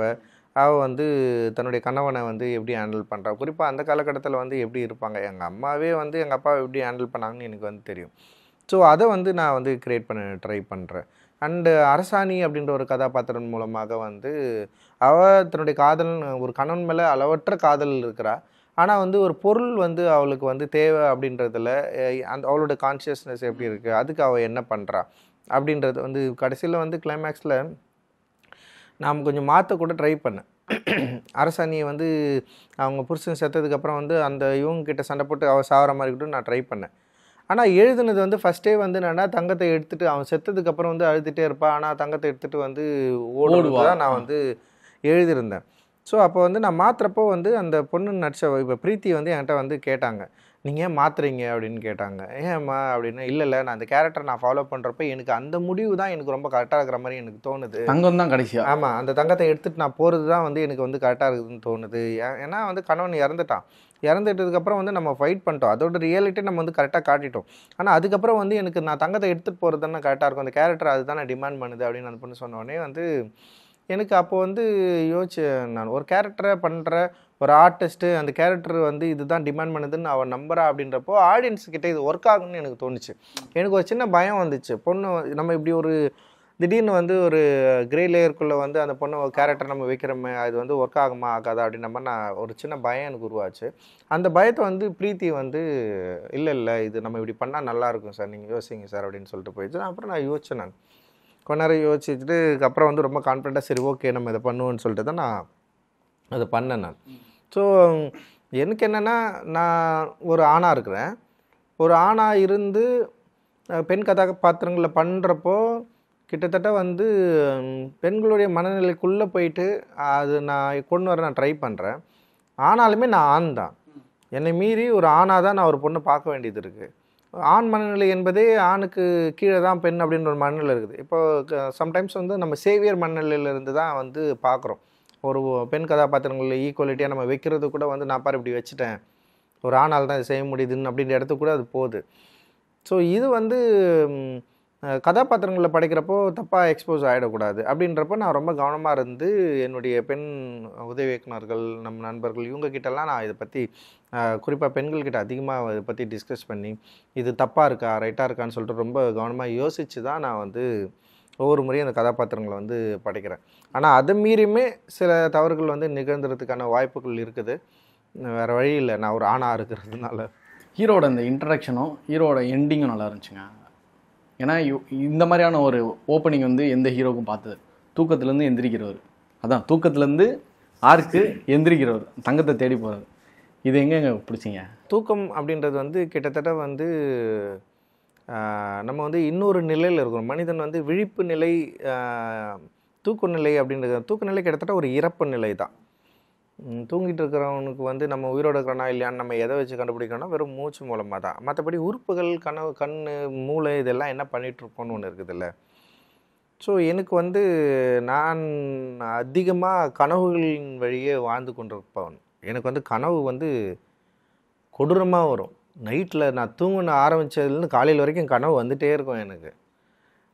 இப்போ நான் ஒரு 4 மணிக்கு கனவு அப்போ வந்துட்டுருக்கேன், டக்குன்னு எழுந்திரிப்பேன். திரும்ப தூங்குனா இப்போ நீங்கள் வர வரைக்கும் நான் கனவு உலகத்தில் தான் இருந்தேன். நான் ரிசீவ் ஆகாமல் வேறு ஒன்று வந்துடும், ஏதாவது ஒரு கனவு வந்துட்டே இருக்கும். அனிதா இப்போ காலையில் இப்போ வந்து எழுப்புனப்பவே நான் கனவுல தான் இருந்தேன். நான் அந்த கனவு உலகத்துலேயே தான் இருந்துகிட்டே இருப்பேன். எனக்கு சின்ன வயசுலேருந்தே இருக்கும் அந்த கனவுன்றது. என்னோடய கனவில் நான் பறப்பேன். என்னோடய கனவில் அதிகமாக பாம்புகள் இருக்கும். ஐயோ, பாம்பு தொல்லை பண்ணுவேன் என்னோடய கனவில். பெரிய பெரிய பாம்புகளோடையே நான் வாழ்ந்துட்டுருப்பேன். அப்புறம் நான் பறப்பேன். நான் கனவில் வந்து பறந்துகிட்டே இருப்பேன். அண்டு வந்து கலர்ஸ் இருக்கும் கனவில், வந்து உருவங்கள் வெறும் கலராகவே இருக்கும். ஸோ வந்து இது வந்து எனக்கு வந்து இருந்ததுன்னு வச்சுங்க. அப்போ வந்து தங்கலான் யாருன்னு நம்ம யோசிக்கிறப்போ, தங்கலானுக்கும் அவனுக்கு மைண்டில் இருக்கிற அந்த கதைகளுக்குமான ஒரு தொடர்பை பற்றி யோசிக்கிறப்போ, அப்போ தங்கலானை ஃபஸ்ட்டு எப்படி வந்து நம்ம வந்து இன்ட்ரோ பண்ணலாம்? அப்போ தங்கலான் வந்து ஒரு எக்ஸ்டெண்டடான ஒரு உலகத்தோடு வாழ்ந்துட்டுருக்கார். தனக்குள்ளிருந்து உள்ள ஏதோ ஒரு உலகத்தோடு அவர் வாழ்ந்துட்டுருக்காரு. அப்போ வாழ்ந்துட்டு இருக்கிறப்போ வந்து அவரை எப்படி நம்ம வந்து ஃபஸ்ட்டு இன்ட்ரடியூஸ் பண்ணலான்னா, அப்போ அவர் வந்து தூங்கிட்டு இருக்காரு. தூங்குறப்போ வந்து அவர் இன்னொரு உலகத்தில் இருக்கிறாரு. அந்த உலகத்தோடய அவர் கனெக்ட் பண்ணுறப்போ வந்து அவர் யார் டச் பண்ணாலும் அவர் வந்து இப்படி இருப்பார் அப்படின்னு யோசித்த உடனே சரி ஓகே அவர் தூங்கிட்டு இருக்காரு. தூங்கிட்டு ஏதோ உலகத்தில் இருக்கிறாரு. அவங்க ஒய்ஃப் வந்து எழுப்புறாங்க அப்படின்ற மாதிரி வந்து ஒரு தூக்கத்துலேருந்து விழிக்கிறது தான் கதையே. அதான் ஆமாம், ஒரு தூக்கத்தில் இருக்கிற தன்னுடைய கனவுலகத்தில் இருக்கிறவர் அந்த கனவுலகத்தில் இருக்கிற கதை கூட எப்படி அவர் கனெக்ட் பண்ணிக்கிட்டு கடைசியில் வந்து விழிப்புடன் எப்படி வந்து எதிர்த்து நிற்கிறாரு அப்படின்றது தான் வந்து இந்த கதையுடைய நோக்கமாக அது வந்து மாறுது. அண்ட் வந்து இப்படி ஒரு ஷாட் எடுக்கிறோம். ஒரு ஹீரோ வந்து என்னங்க ஃபஸ்ட்டு ஷாட்டே வந்து நான் தூங்கின்னு இருக்கிறத எடுக்கிறீங்க அவர் கேட்கவே இல்லை. அவர் வந்து அவர் எப்படின்னா ஒரு ஒரு சிலை செய்கிற சிற்பிக்கிட்ட ஒரு களிமண் தன்னை எப்படி வந்து ஒப்புவித்து கொள்ளுமோ, களிமண்ணா சும்மா ஏதோ ஒரு மண்ணில் வந்து யாராலையும் ஒரு சிலையை செதுக்க முடியாது. ஒரு மண்ணோட தன்மையே அது இப்படி ஒரு மண்ணிலால் தான் இப்படி ஒரு சிலையை உருவாக்க முடியும்னு சொல்லிட்டு சிற்பிக்கு வந்து அது தெரியணும். ஸோ அந்த குவாலிட்டி இருக்கிற ஒரு மண் இருக்குதுல்ல, அந்த களிமண் இருக்குதுல்ல, அந்த களிமண்ணாக அவர் வந்து மாறி என்கிட்ட அப்படி இருந்துட்டார். ஸோ எனக்கு தேவையான ஷேப்பை என்னால் எப்பெல்லாம் தேவையோ அப்படியெல்லாம் பண்ணிக்க முடிஞ்சுது. ஸோ ஒரு பயங்கர இன்ட்ரெஸ்டிங்கான எக்ஸ்பீரியன்ஸ். மின்னுவதெல்லாம் பொன்னலன்றது வந்து நிறைய கோட்டில் படிச்சிருக்கோம். அதுக்கு சினானிம்ஸாக பல விஷயங்கள் பார்த்துருக்கோம். அதுக்கேற்ற மாதிரியான பல இது. ஆனால் மின்னுவதெல்லாம் பொன்னலுக்கு வந்து ஒரு விஷுவல் ரெப்ரசன்டேஷன் வந்து இந்த படம் மூலியமாக தான் புரிஞ்சுக்க முடியுது. ஓகே, தூரத்தில் வந்து மின்னிட்டு இருக்கிறது எல்லாமே வந்து பொண்ணு இல்லடா அப்படின்றத வந்து ஆரம்பத்துலேருந்து கிட்டத்தட்ட கிளைமேக்ஸ் வரைக்குமே, கிளைமேக்ஸ்லேயுமே நீங்கள் அதை சொல்லிகிட்டே இருந்தீங்க, மின்றதெல்லாம் பொண்ணு இல்லைன்றது. அந்த கடின உழைப்பால் தான் வந்து நீ ஒரு உழைப்பால் தான் ஒரு விஷயத்தை வந்து வெல்ல முடியும். வெறுமனே நீ வந்து ஒரு பேராசை தன்மையோட அளவுக்கு அதிகமாகவோ ஒரு பொருளை வந்து கவர்ச்சியின் மூலமாகவோ ஒரு பொருளை வந்து எடுத்துக்கணும்னு நினச்சேன்னா அது உன்னை ஆபத்தில் தான் தள்ளும் அப்படின்றது தான் வந்து இந்த படம் வந்து சொல்லிகிட்டே இருக்குது. அப்படி ஒரு பொருளை நீ வந்து எடுக்கணுன்னா நீ வந்து you have to apply your life. அது வந்து உன்னை வந்து எந்த ஆபத்துக்கும் கொண்டு போய் நிறுத்தும். அந்த அளவுக்கு நீ அது எதிர்கொள்ள தன்மை திராணியோடு இருந்தால் தான் ஒரு பொருளை நீ அடைய முடியும் அப்படின்றதே வந்து இது வந்து சொல்ல ட்ரை பண்ணியிருக்கு.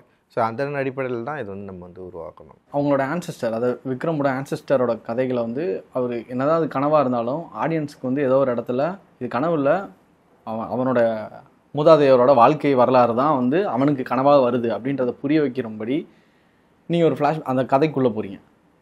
அந்த ஆனமலை கீழே ஒரு இன்டர்வலுக்கு முன்னாடி ஒரு ஃபைட் சீக்வன்ஸ் நடக்குது. அதில் வந்து ஒரு பிளாக் பேந்தர் வருது. அந்த பிளாக் பேந்தர் அவர் கொல்றது வந்து சோழ அரசர் கொடுத்த அந்த கத்தியை வச்சு குத்தி கிழிப்பார். அந்த கத்தி அங்கே வந்து ஃப்ரெஷ்ஷாக இருக்கும் அவர் அந்த அரசர் கொடுக்கும்போது. இங்கே பார்த்தா ரொம்ப பழசாக இருக்கும். மேபி அவர் ரொம்ப நாளாக இதை யூஸ் பண்ணிட்டு வராரு அப்படின்றது எனக்கு தெரிஞ்சு. அதை வச்சு தான் கடைசியாகவும் அந்த வில்லனையும் குத்தி கொள்ளுவார். இந்த கத்தி மட்டும்தான் அவங்களுக்கு ஃபாலோவிங் ஒரு விஷயமாவே இருக்கு. அதுதான் இப்போ இந்த கதை உண்மையா பொய்யா அப்படின்றது ஒன்று இருக்குது இல்லை. இந்த கதைகள் எல்லாமே உண்மைதான். அந்த கத்தி மட்டும்தான் ஆக்சுவலி கனெக்டிங் ஃபேக்டர். அதுதான் சொல்றேன். அந்த கத்தி வந்து அப்போ உண்மையிலேயே கொடுத்துருக்குறாங்க. அதான் உண்மையை கொடுத்துருக்காங்க. அந்த உண்மையிலேயே கொடுத்ததை வந்து அவருடைய ஃபேமிலி, அது தாத்தனுக்கு தாத்தன் அப்படின்ற ஒரு ஜென்ரேஷன் வழியா அந்த கத்தி வந்து தங்கலான்கிட்டையும் வருது. தங்கலான் அதை கத்தியை வச்சிருக்காரு. அதை வச்சு தான் வந்து பண்ணுறாரு. அதை வச்சு தான் வந்து சிறுத்தையை கொல்றாரு. அதை வச்சு தான் வந்து கடைசியில் வந்து கிளமெண்ட்டையும் வந்து கொல்றாரு. இது ரொம்ப கான்சியஸாக பண்ணது தான். இது வந்து இது எல்லாமே இப்போ நான் என்ன சொல்கிறேன்னா, அந்த கத்திக்கு ஒரு காட்சி வச்சிருக்கலாம், அந்த கத்தியை வச்சு நான் வந்து டிஸ்கஸ் பண்ணியிருக்கலாம். அதுதான் ஒரு கனெக்டிங் ஃபேக்டர். நான் வந்து அதை வந்து சொல்லியிருக்கலாம். நான் அது சொல்லணும்னு எனக்கு சில விஷயங்கள் வந்து என்ன சொல்கிறது, ஆடியன்ஸ் மீது எனக்கு பெரிய நம்பிக்கை இருக்குது. அவங்க இதெல்லாம் வந்து புரிஞ்சுப்பாங்கன்னு சொல்லிட்டு. அப்படி புரியலனாலும் நான் வந்து அதை பற்றி கவலைப்படலை. சரி பரவாயில்ல அப்படின்னு சொல்லிட்டு நான் ஒரு படைப்பாளனா நான் வந்து சில முடிவுகளை எடுக்கிறேன். இது எல்லாத்துக்கும் நான் ஒரு கதை காட்சி வைக்கணும், இது எல்லாத்துக்கும் நான் வந்து ஒரு கதை சொல்லணும் அப்படின்றத வந்து நான் வந்து இப்போ விரும்பாமல் நான் ஸ்கிப் பண்ண ட்ரை பண்ணுறேன். ஒரு ஆடியன்ஸ் இது ஏன் புரிஞ்சிக்க முடியாது அப்படின்ற ஒரு நம்பிக்கையில் வந்து நான் வந்து, ஏன்னா ஆடியன்ஸ் இன்றைக்கி வந்து அவங்களோட அறிவு வளர்ச்சி நிறைய இருக்குது. அப்புறம் வந்து அவங்க ரொம்ப அறிவுடையவர்களாக நான் வந்து பார்க்குறேன். அதனால் அவங்களால இது எல்லாம் புரிஞ்சிக்க முடியும் அப்படின்னு நான் நினைக்கிறேன். மயில் இதை ரெப்ரசன்ட் பண்ணுது. மயில் வந்து அதுதான் சொல்கிறேனே, ஒரு கவர்ச்சி அப்படின்னு ஒன்று இருக்குது. வறண்ட நிலங்களில் மயில் இருக்கும், ஓகேங்களா, அப்படி ஒன்று இருக்குது. அப்புறம் வந்து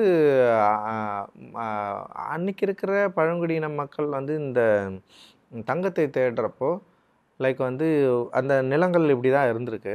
அப்போ வந்து குறிப்பாக அந்த மயில் வந்து இருக்கிற பகுதிகளில் வந்து அது பறந்து போகிற பகுதி எங்கே போயிட்டு இப்போ திடீர்னு ஓடி போயிட்டு அப்படி பறந்து அப்படி போய் நினைச்சு உட்காருதுன்னா அந்த இடத்துல தங்கம் இருக்கிறதா நம்பியிருக்காங்க அவங்க.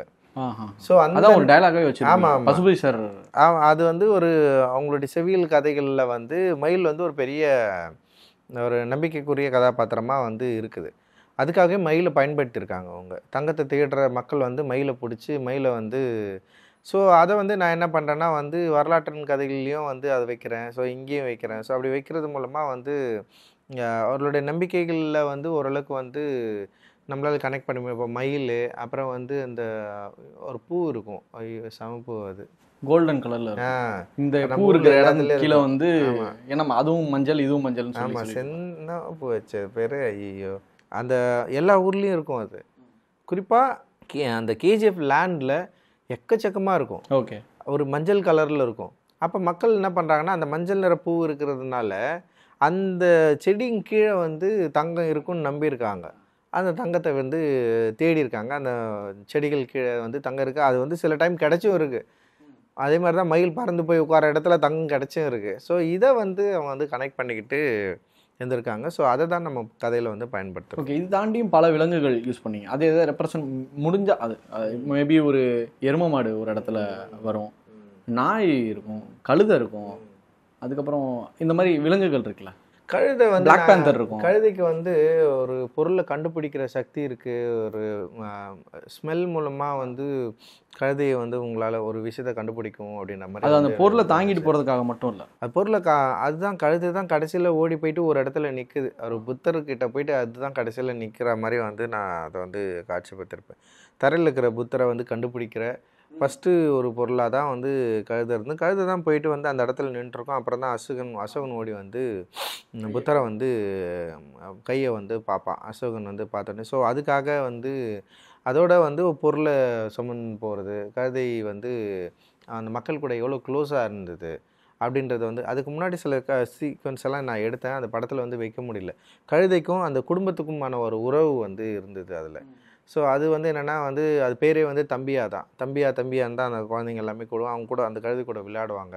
ஸோ ஒரு உறவோடு இருக்கிற கழுதை வந்து அதோட கூட்டு போர் அவன் வந்து எப்படி அவங்க கூட ஏன்னா வந்து ஒரு 2 பேர் இவங்க போகிறாங்க, இவங்களுக்கு துணையாக வந்து இந்த கழுதை இருக்கட்டும், அவங்க குடும்பத்தில் இருக்கிற ஒரு கழுதையும் அவங்க வந்து கூட்டு போகிறாங்க அப்படின்னு தான் வந்து அந்த கழுதையை வந்து நான் வந்து உருவாக்குனேன். ஆனால் வந்து அந்த படத்தோட வந்து என்ன சொல்கிறது, அந்த லென்த்தை கருதி வந்து அதெல்லாம் வந்து கட் பண்ணிவிட்டு ஸோ அதை வந்து வெறும் ஒரு கழுதையாக மட்டுமே இருக்க நான் வச்சுட்டேன். ஒரு மாசான ஒரு ஹீரோயிக் சீன் ஒரு ஆக்டருக்கு இந்த படத்தில் கிடச்சிருக்கு அப்படின்னா, அவர் அந்த தங்கம்லாம் எடுத்து கொடுத்தோன்னே அந்த ஃபாரினர் வந்து ஒரு சட்டையெல்லாம் கொடுத்து நீ போய் உங்கள் ஊர் மக்களை கூட்டிகிட்டு வாங்கன்னு சொல்லுவார். முதல் முறையாக அவர் அந்த சட்டையை போட்டு அந்த ஊருக்குள்ளே இறங்கும்போது அவர் வேற வேறு வெள்ளைக்காரத்தோட தான் வராங்கன்னு நினைக்கும் போது சியான் விக்ரம் வந்து இறங்குற அந்த சீக்வன்ஸ் வந்து ரொம்ப நல்லா இருந்துச்சுங்க. அதை எப்படி ஸ்டேஜ் பண்ணி அது இன்டர்வல் பிளாக்காகவும் இருந்திருக்கலாமோன்னு எனக்கு ஒரு ஐடியாவும் இருந்தது.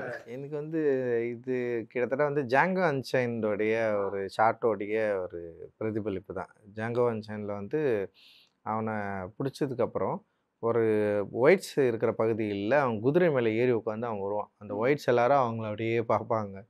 எனக்கு அந்த காட்சி வந்து பயங்கர ஒரு படிமமாக என் நெஞ்சில் வந்து பதிஞ்சிச்சு.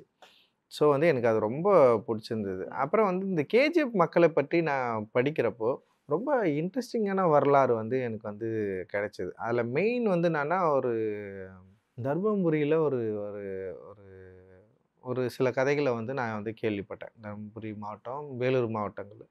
அப்போ வந்து கேஜிஎஃப்பில் வேலை செய்கிற மக்கள் வந்து முதல் உலகப் போர்லையும் 2ஆம் உலகப் போர்லையும் வந்து அவங்க வந்து இராணுவ படையில் இணைஞ்சு வந்து வேலை செஞ்சுருந்தாங்க. கேஜிஎஃப்பில் இருக்கிறவங்க இராணுவ படையில் சேர்றாங்க. இராணுவ படையில் சேர்ந்ததுக்கப்புறம் வந்து இந்த பூட்ஸு இந்த ட்ரெஸ் எல்லாம் போட்டுக்கின்னு வந்து தங்களுடைய கிராமங்கள் நோக்கி வந்திருக்காங்க.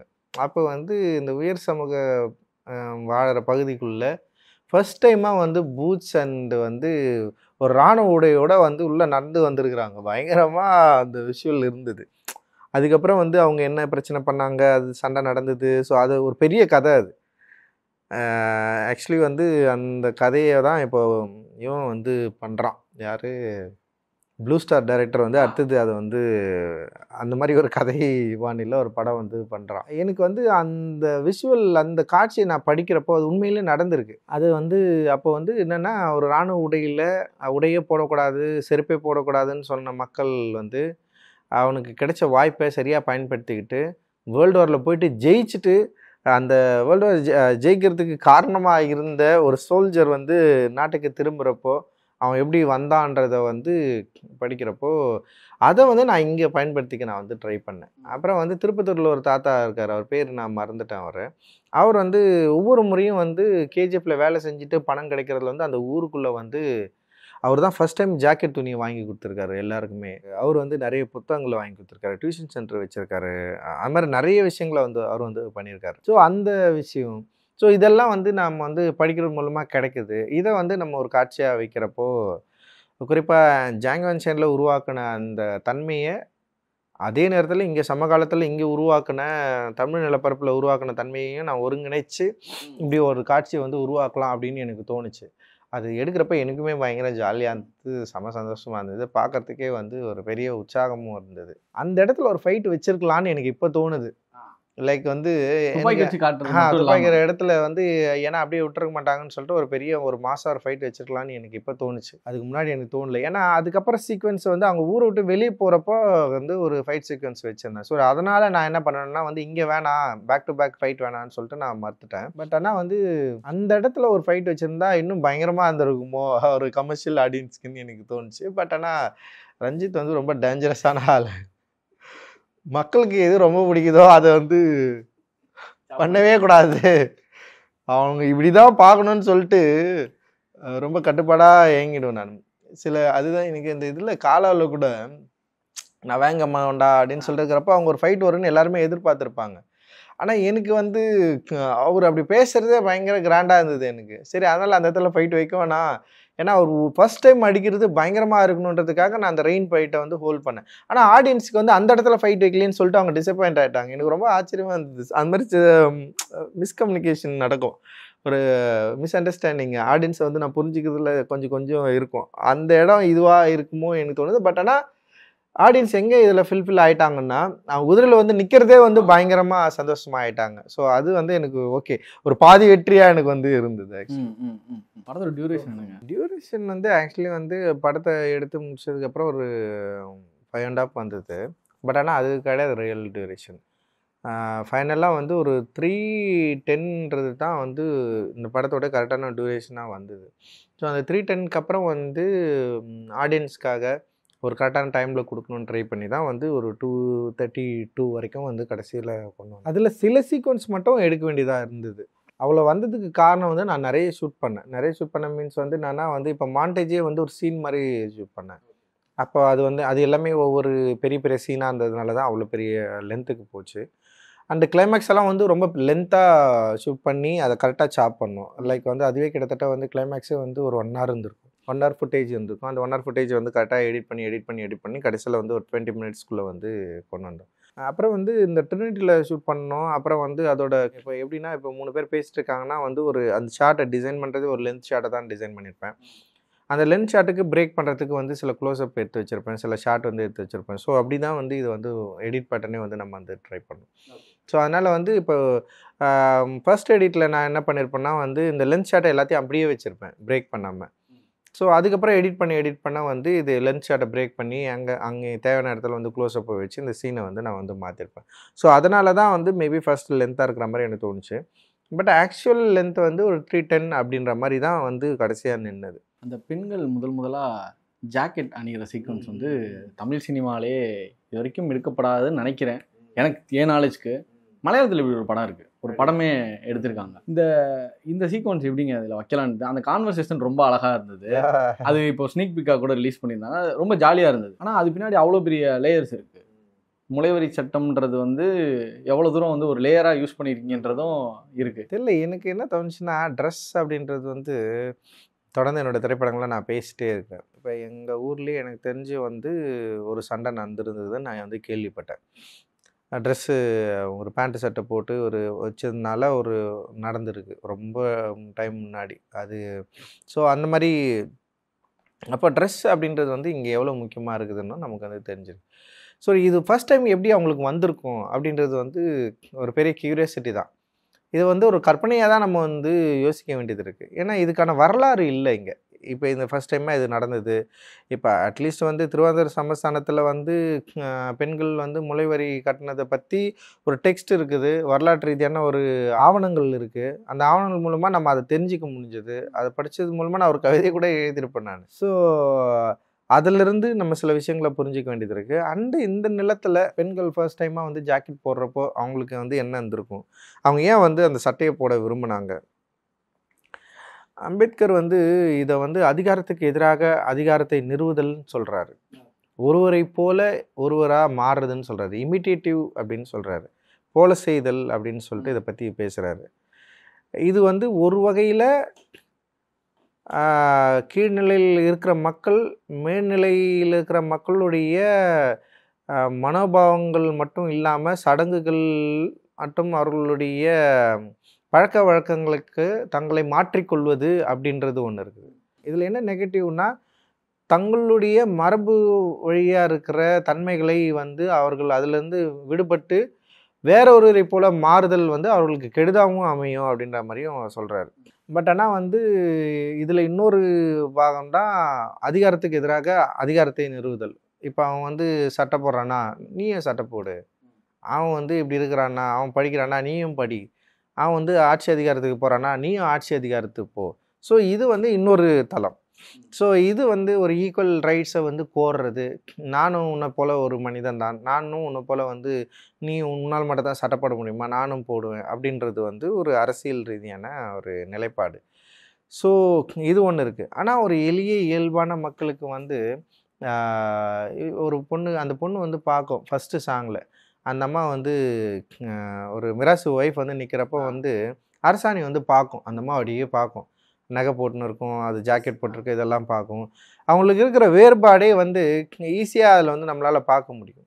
அப்போது இப்படி கிட்டத்தட்ட இப்படி இருக்கிற மனநிலையில் இருக்கிறவங்க வந்து தங்களுடைய உடலில் வந்து அவங்க பெரிய இப்போ என்ன உடல் அரசியல்னு பார்க்குறப்போ வந்து உழைக்கும் மக்கள் வந்து தங்களுடைய உடல் உறுப்புகள் வெளியே தெரியுது அப்படின்னாலாம் அவங்க பெருசாக கவலைப்பட்டதே இல்லை.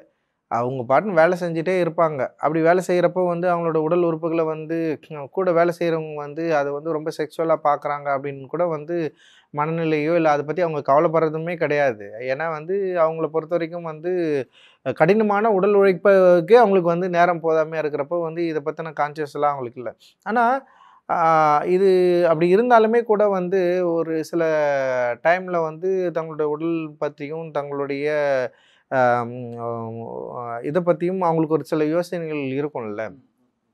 ஸோ அப்படி இருக்கிற மனநிலையில் தான் இப்போது வந்து தன்னை மாதிரியே இருக்கிற ஒரு பெண்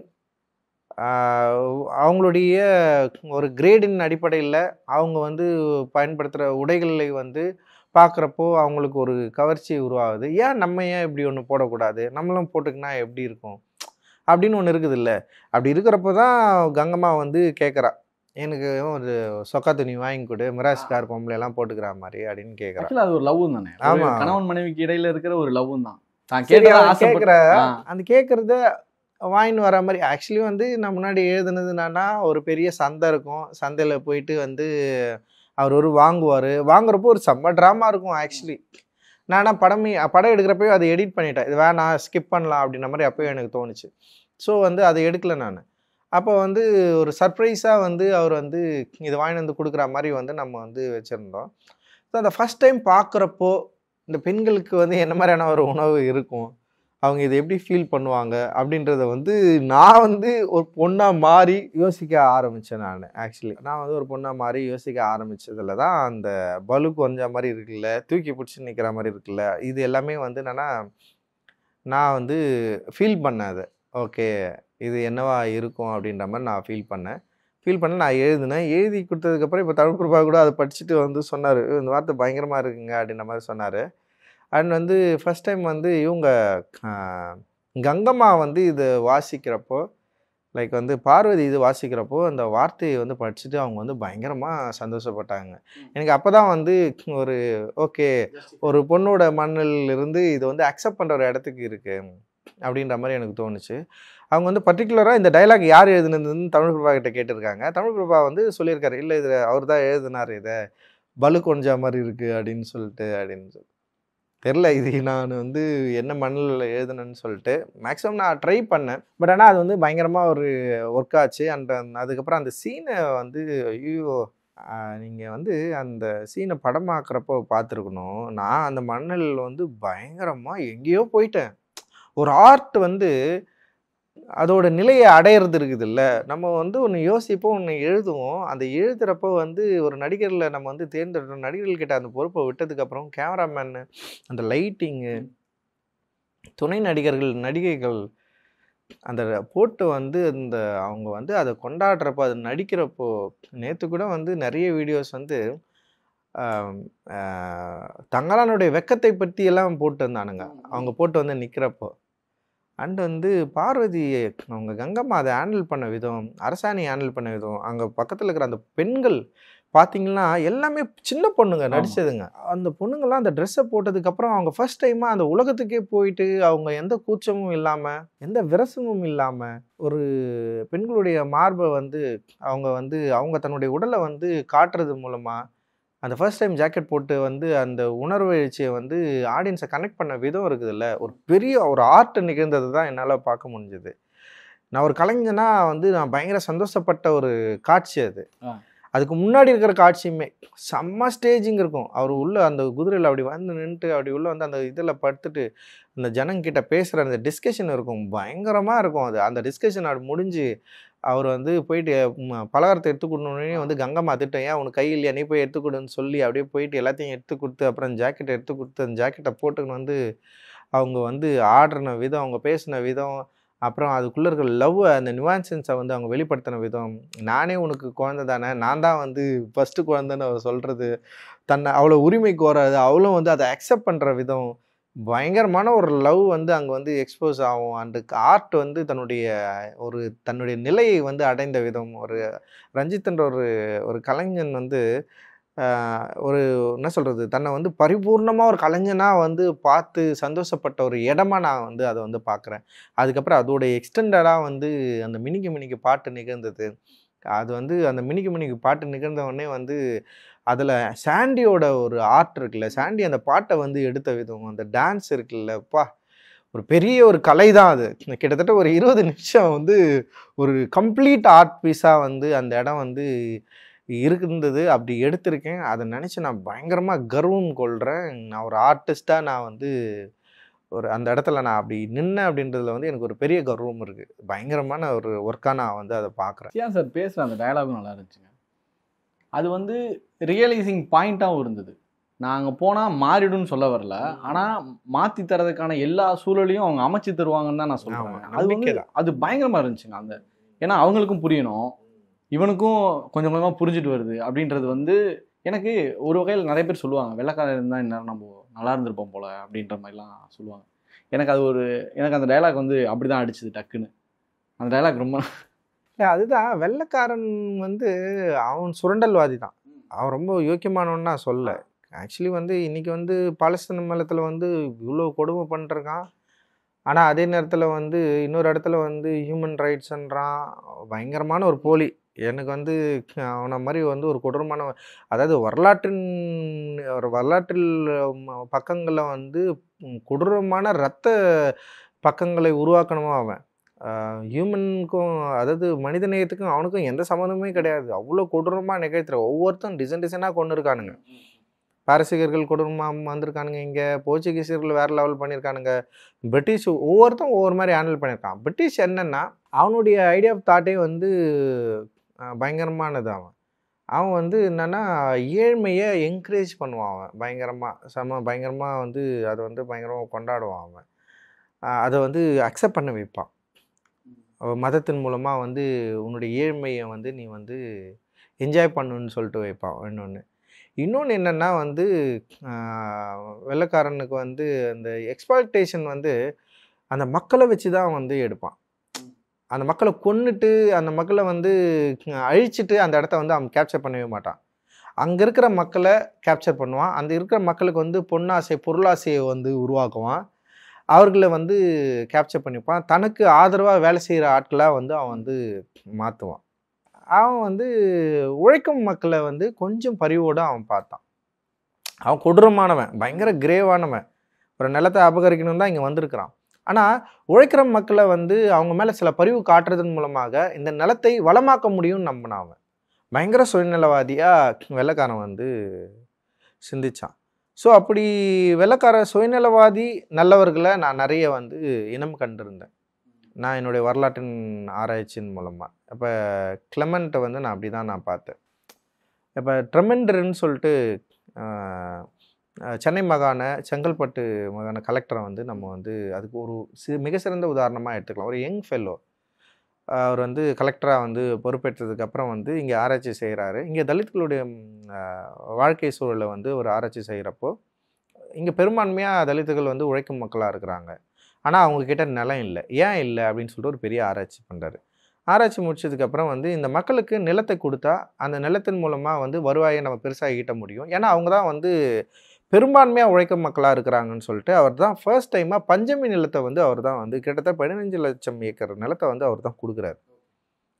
அது வந்து ஒரு பெரிய விஷயமா இருந்தது. ஆனால் ட்ரெமெண்டர் வந்து பயங்கர நல்லவரா அப்படின்னு என்னால் சொல்ல முடியாது. ஏன்னா அவருமே வந்து ஒரு சுரண்டலுக்கு ஆதரவாக இங்கே வந்து வேலை செய்ய வந்தவர் தான். ஸோ வெள்ளைக்காரர்கள் வந்து நல்லவர்களா அப்படின்னா டெஃபினட்டாக வரலாற்று ரீதியாக அவர்கள் வந்து கொடூரமானவர்கள், அவர்கள் சுரண்டல்வாதிகள். ஆனால் தலித்துகளுக்கு வெள்ளைக்காரர்கள் இல்லையானா ஏதோ ஒரு இடத்துல தலித்துகளுக்கு வெள்ளைக்காரர்கள் வந்து ஒரு ஒளி விளக்காக இருந்திருக்கிறாங்க இந்த படத்தில். ஏன்னா எனக்கு எப்படி தோணுச்சுன்னா, நம்ம இந்த டிரான்ஸ்லேஷன் சீனுக்கு வருவோம். டிரான்ஸ்லேட் பண்ணிட்டு இருப்பார் வெள்ளைக்காரரு. நீங்க எல்லாமே வந்து இந்த இடத்துல ஹிஸ்டரி கிரியேட் பண்ண ஒரு டயலாக் சொல்லுவாரு. அதை வந்து கைலாசம் வந்து வேற மாதிரி வந்து ப்ரொஜெக்ட் பண்ணுவார். ஸோ இவங்க 2 பேருக்கும் இடையில இருக்கிற அந்த ஒரு நெருக்கத்தை வந்து பிரிக்கிறதே வந்து கைலாசம் மாதிரியான ஒரு கேரக்டரா நீங்க காட்டியிருப்பீங்க. ஏன்னா ஆரம்பத்துல இருந்தே இவர் ஒரு ரூட்ல போலான்னு சொல்லும் போது வேணான்னு சொல்லி பசுபதி அவர் நிப்பாரு. அதுக்கப்புறம் இவரோட இடத்துக்கு வந்துருவாப்புல. ஸோ இது வந்து ஏதோ ஒரு வகையில வந்து அதுதான் நான் என்ன சொல்றேன்னு வரேன்னா, ஸோ வந்து இங்கே உழைக்கும் மக்களாக இருக்கிற தலித்துகளுக்கு இங்கே இருக்கிற ஆண்டைகளும் இங்கே இருக்கிற அரசும் அன்றைக்கி இருக்கிற வந்து மிராசு ஜமீன்தார் இவர்கள் எல்லாருமே அவர்களை சுரண்டவர்களாக தான் இருந்தாங்க. அப்புறம் வந்து இங்கே இருக்கிற ஜாதி அமைப்பு வந்து அவர்களை வந்து அவர்களுடைய வாழ்க்கையை வாழ வைக்கல. ஸோ ஃபஸ்ட் டைம் பிரிட்டிஷ் தான் வந்து அந்த மக்கள்கிட்ட கனிவாக இருந்திருக்காங்க. அந்த மக்களுக்கு கல்வியை கொடுத்துருக்காங்க. அந்த மக்களும் வந்து வாழ்க்கையை வந்து மேம்படணும்னு யோசிச்சிருக்காங்க. நீங்கள் வந்து ட்ரெமெண்டரோட ஆய்வெல்லாம் படிச்சிங்களா, இவ்வளோ பரிவோட ஒரு மனுஷன் இருந்திருந்தானா அவனை வந்து நம்ம வந்து ஐயோ ட்ரெமெண்டருக்கெல்லாம் வந்து பல வகையில் நாங்கள்லாம் நன்றி கடன் பட்டிருக்கோம்.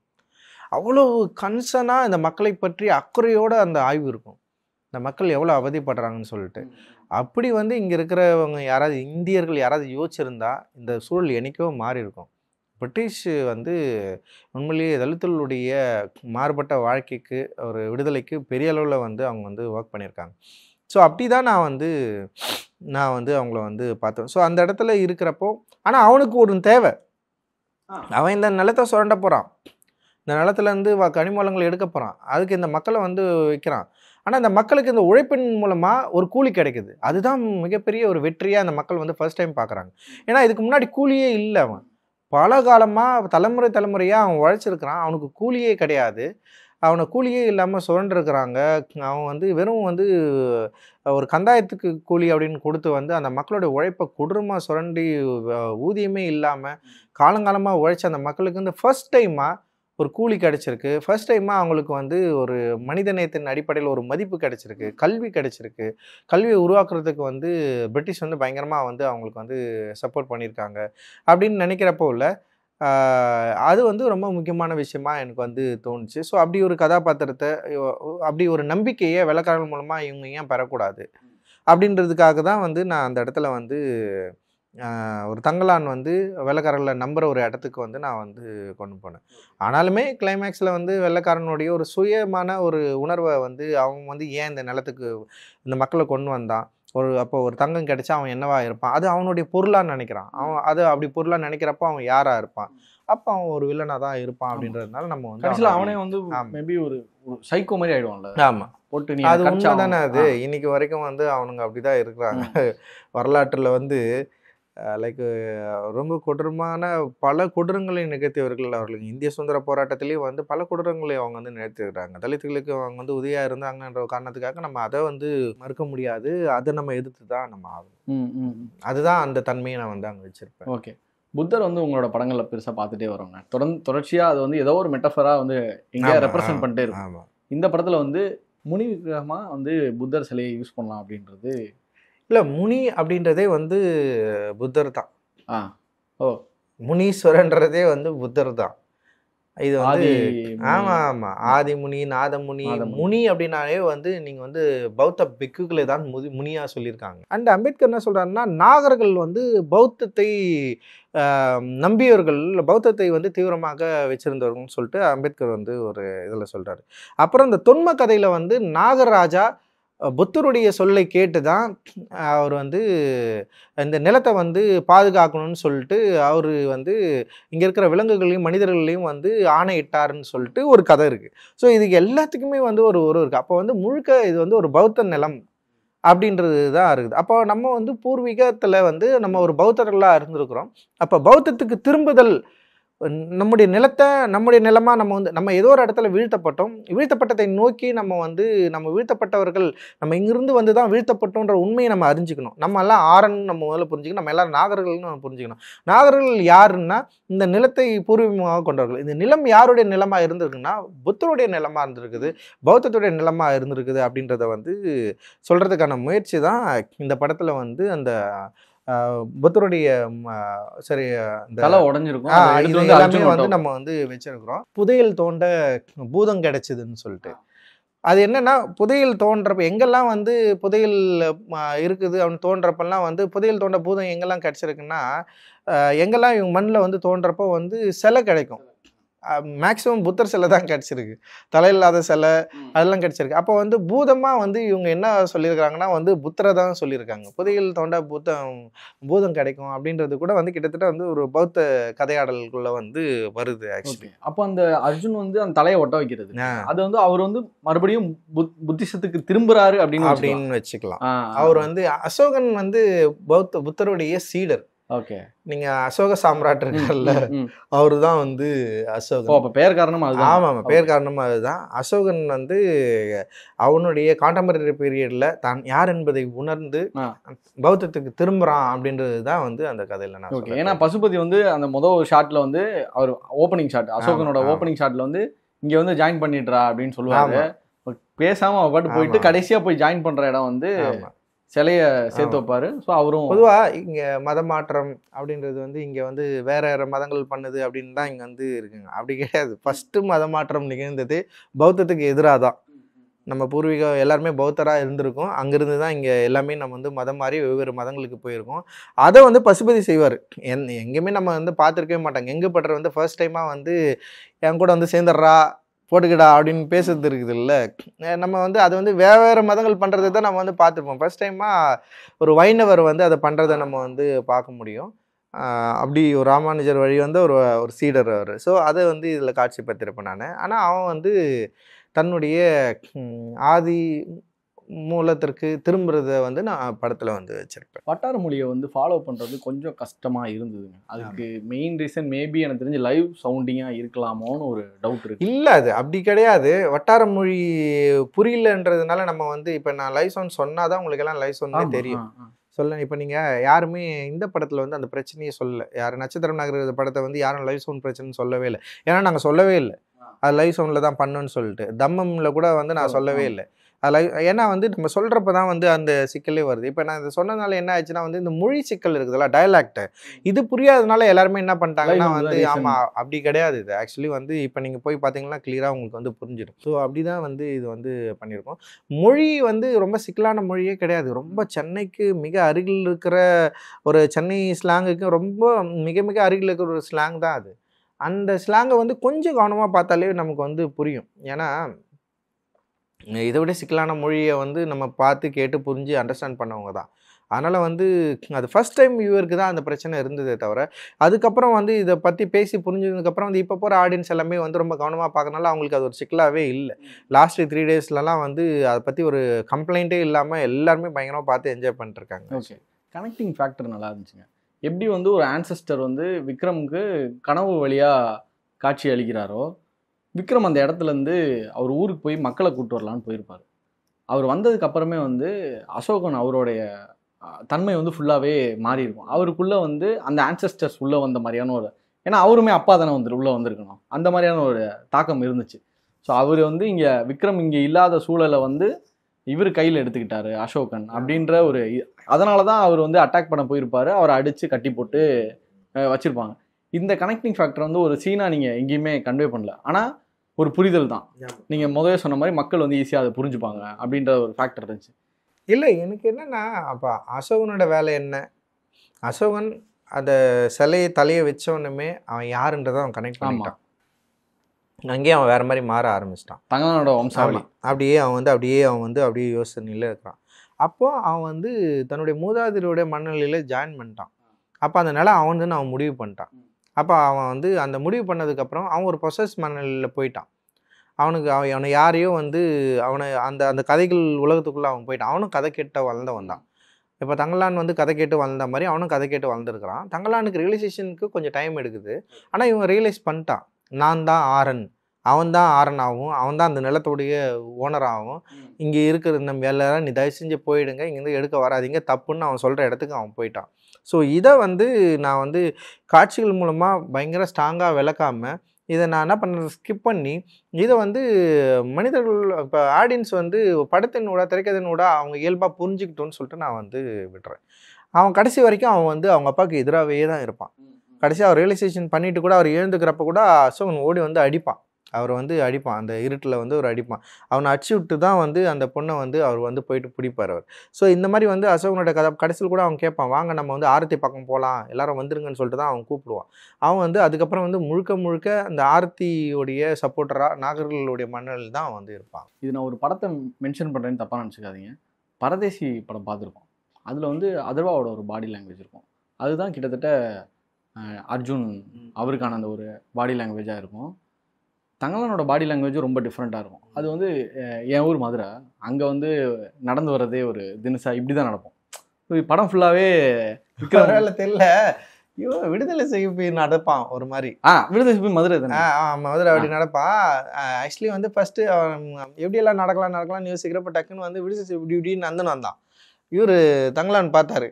தங்கலான் பார்த்துட்டு, சார் அவன் நடக்கிறத பாருங்க அப்படின்னாரு. பார்த்தோம், சரி நான் அப்படி நடக்கிறேன்னு சொல்லிட்டு அப்படி நடந்து வந்தார். கிட்டத்தட்ட அவங்ககிட்ட இருந்து கொஞ்சம் எடுத்துக்கிட்டாரு. அது ஆக்சுவலி இது அந்த காலகட்டத்தில் நடந்ததுக்குன்னு சொல்லலாமா? பரதேசி வந்து ஒரு காலகட்டம், பரதேசியோட அந்த டைமோட பீரியட் தான். காலனி ஆதிக்கம் உள்ள வந்ததுக்கப்புறம் காலனி ஆதிக்கத்தின் மூலமாக மக்களுக்கு வேலை வாய்ப்பு கிடைக்குது. அதில் பயன்பெற்றவர்களுடைய லைஃப் தான் நம்ம வந்து அதுவும் கிட்டத்தட்ட ஒரே பீரியடான கதை தான்.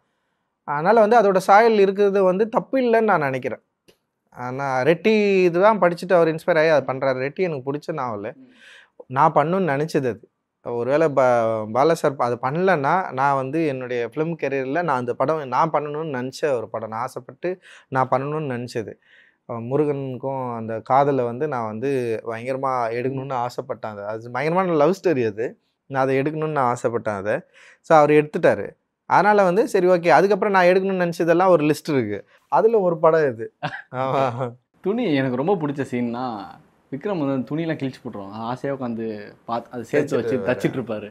அது எனக்கு ரொம்ப பிடிச்ச ஒரு சீனுங்க. ஏன்னா அந்த ஆடைக்காக அவர் எவ்வளோ பாடுபட்டாருன்றதை தாண்டி அதை உட்காந்து அழகாக தச்சிட்டு இருப்பார். அது அவ்வளோ அழகாக இருந்துச்சுங்க. சரி, எனக்கு நான் அந்த சீனை நான் வந்து இப்போ பாருங்களேன், இப்போது மக்களை கூட்டின்னு வரான். மக்களை கூட்டின்னு வந்தோடனே வந்து ஒரு ஈஸியான ஒரு செட்டில்மெண்ட் எல்லாம் உருவாக்கிட்டு சந்தோஷமாக இருந்துட்டு அப்படியே பொறுமையாக அவங்க வந்து ஒரு பிரச்சனைக்குள்ளே போகலாம். ஆனால் பெரிய கனவுகளோடு வர நமக்கு ஒரு புதிய இடம் அவ்வளோ சேஃபான ஒரு இடமா சொஃபஸ்டிகேட்டடாக நமக்கு வந்து என்றைக்குமே இருந்ததே கிடையாது. டாக்டர் அம்பேத்கர் வந்து லண்டனில் படிச்சுட்டு இருப்பார். லண்டனில் படிச்சுட்டு வந்தோடனே வந்து அவருக்கு போக வேண்டிய நிதி வந்து நிறுத்திட்டு, சாகு மகாராஜ் நீங்கள் வேலைக்கு வந்துருங்கன்னு சொல்கிறாரு. வேலைக்கு வந்துடுன்னு சொன்னோடனே அவர் வந்து இறங்கின உடனே அவருக்கு கிடைச்ச ரிசப்ஷன் இருக்குதுல்ல, கொடூரமானது.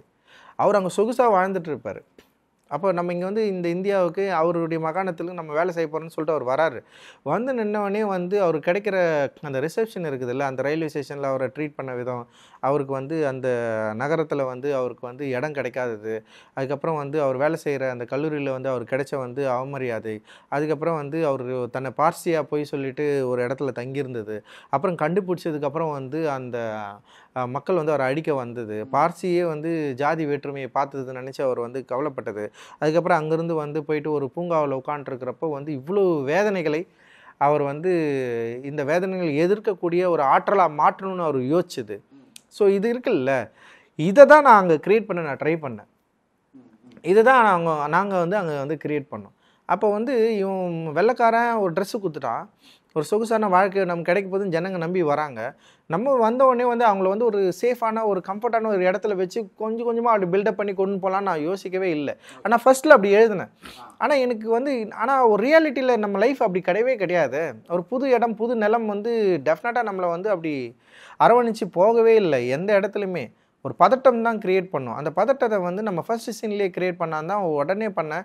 அண்ட் வந்து ஒரு இங்கே இருக்கிற ஒரு மனநிலையில் இருக்கிற இப்போ இவர் மாதிரியான ஆள் இருக்குதுல்ல, கைலாசம் மாதிரியான ஆட்கள் வந்து எப்படி வந்து தங்கலான் மாதிரியான ஒரு ஆள் வந்து தனக்கு நிகராக உடையோடு போட்டு இப்படி இருக்கிறத வந்து விரும்புவார். அப்போ அந்த மனநிலை வந்து அக்செப்ட் பண்ணாது, உடனே அதை உடச்சி கிழிக்கணும்னு தான் ட்ரை பண்ணுவார். ஸோ அதை அப்படி ட்ரை பண்ணேன். அப்படி கிழிச்சாலுமே அதை நான் சரி பண்ணி நான் போட்டுப்பேன்றது தான் வந்து தங்கலானுடைய மனநிலை. ஸோ அதை வந்து அந்த அடுத்த காட்சியில் வந்து நம்ம வந்து படம் பண்ணியிருப்பேன். ஆனால் நான் ஃபஸ்ட்டு எழுதுகிறப்போ அந்த ட்ரெஸ்ஸு கிழிக்கிறத வந்து நான் எங்கன்னா வந்து இந்த ஒரு நிறைய காட்சிகளுக்கு அப்புறம் தான் நான் வச்சுருந்தேன். நான் அப்புறம் வந்து நான் யோசிச்சுட்டு நான் ஃபஸ்ட்டு எடுத்துன்னு இது கூட இவர் தமிழ் பிரபா வந்து இங்கே வைக்க வேணாம், நம்ம அங்கேயே வைக்கலான்னு சொல்லிட்டு நிறைய பேசினார். பட் ஆனால் நான் வந்து ஒத்துக்கவே இல்லை. இல்லை எனக்கு வந்து நான் ஃபஸ்ட்டு இந்த நிலம் வந்து மக்கள் வந்து பெரும் நம்பிக்கையோடு வராங்க. ஆனால் ஃபஸ்ட் எடுத்துனையும் வந்து இந்த நம்பிக்கையை உடைக்கணும், அவங்க ஸ்ட்ரகிள் வந்து அந்த ஃபஸ்ட்டு சீன்லேருந்தே ஸ்டார்ட் ஆகணும்னு எனக்கு வந்து தோணுச்சு. நான் அப்படி தான் அதை வந்து பண்ணேன். நான் அந்த நான் முதல்ல சொல்லியிருந்தேன், அந்த கிளமண்ட்டுக்கும் இந்த மக்களுக்கும் இடையில இருக்கிற மிகப்பெரிய ஒரு விரிசலை உண்டாக்குறதே வந்து கைலாசம் மாதிரியான நபர். எனக்கு இது வந்து நீங்கள் அந்த சட்டையை கிழிக்கும் போதும் ஒரு இடத்துல அதில் ஃபாரினர் யாருமே அவர் சட்டையை கிழிக்கணும், இவரோட ஆட்கள் தான், கைலாசத்தோட ஆட்கள் தான் அவன் தங்கலானோட சட்டையை வந்து கிழிப்பாங்க. ஸோ அந்த மாதிரியான சில ரெப்ரசன்டேஷனும் ரொம்ப நல்லா இருந்துச்சு. எல்லாருமே இப்போது ஒரு டாக் ஆஃப் த டவுனில் இருக்கிற ஒரு சீக்வன்ஸ்னால் அந்த டே நைட் நீங்கள் எடுத்த அந்த ஒரு சீக்வன்ஸ் அதை மேட்ச் பண்ணுறது ரொம்ப, அதை பார்க்கும்போது அவ்வளோ சூப்பராக இருந்துச்சு. ஏன்னா சில இடங்களில் வந்து டேயில் எடுத்துகிட்டு அதை நைட்டுக்கு மாற்றலாம், மேபி ஏதாவது ஃபில்டர்ஸ் போட்டு. ஆனால் இது அப்படி பண்ணவே இல்லை. ஏன்னா அதுக்கான எல்லா பாசிபிலிட்டிஸும் தெரியுது, இல்லை அது அப்படி பண்ணல.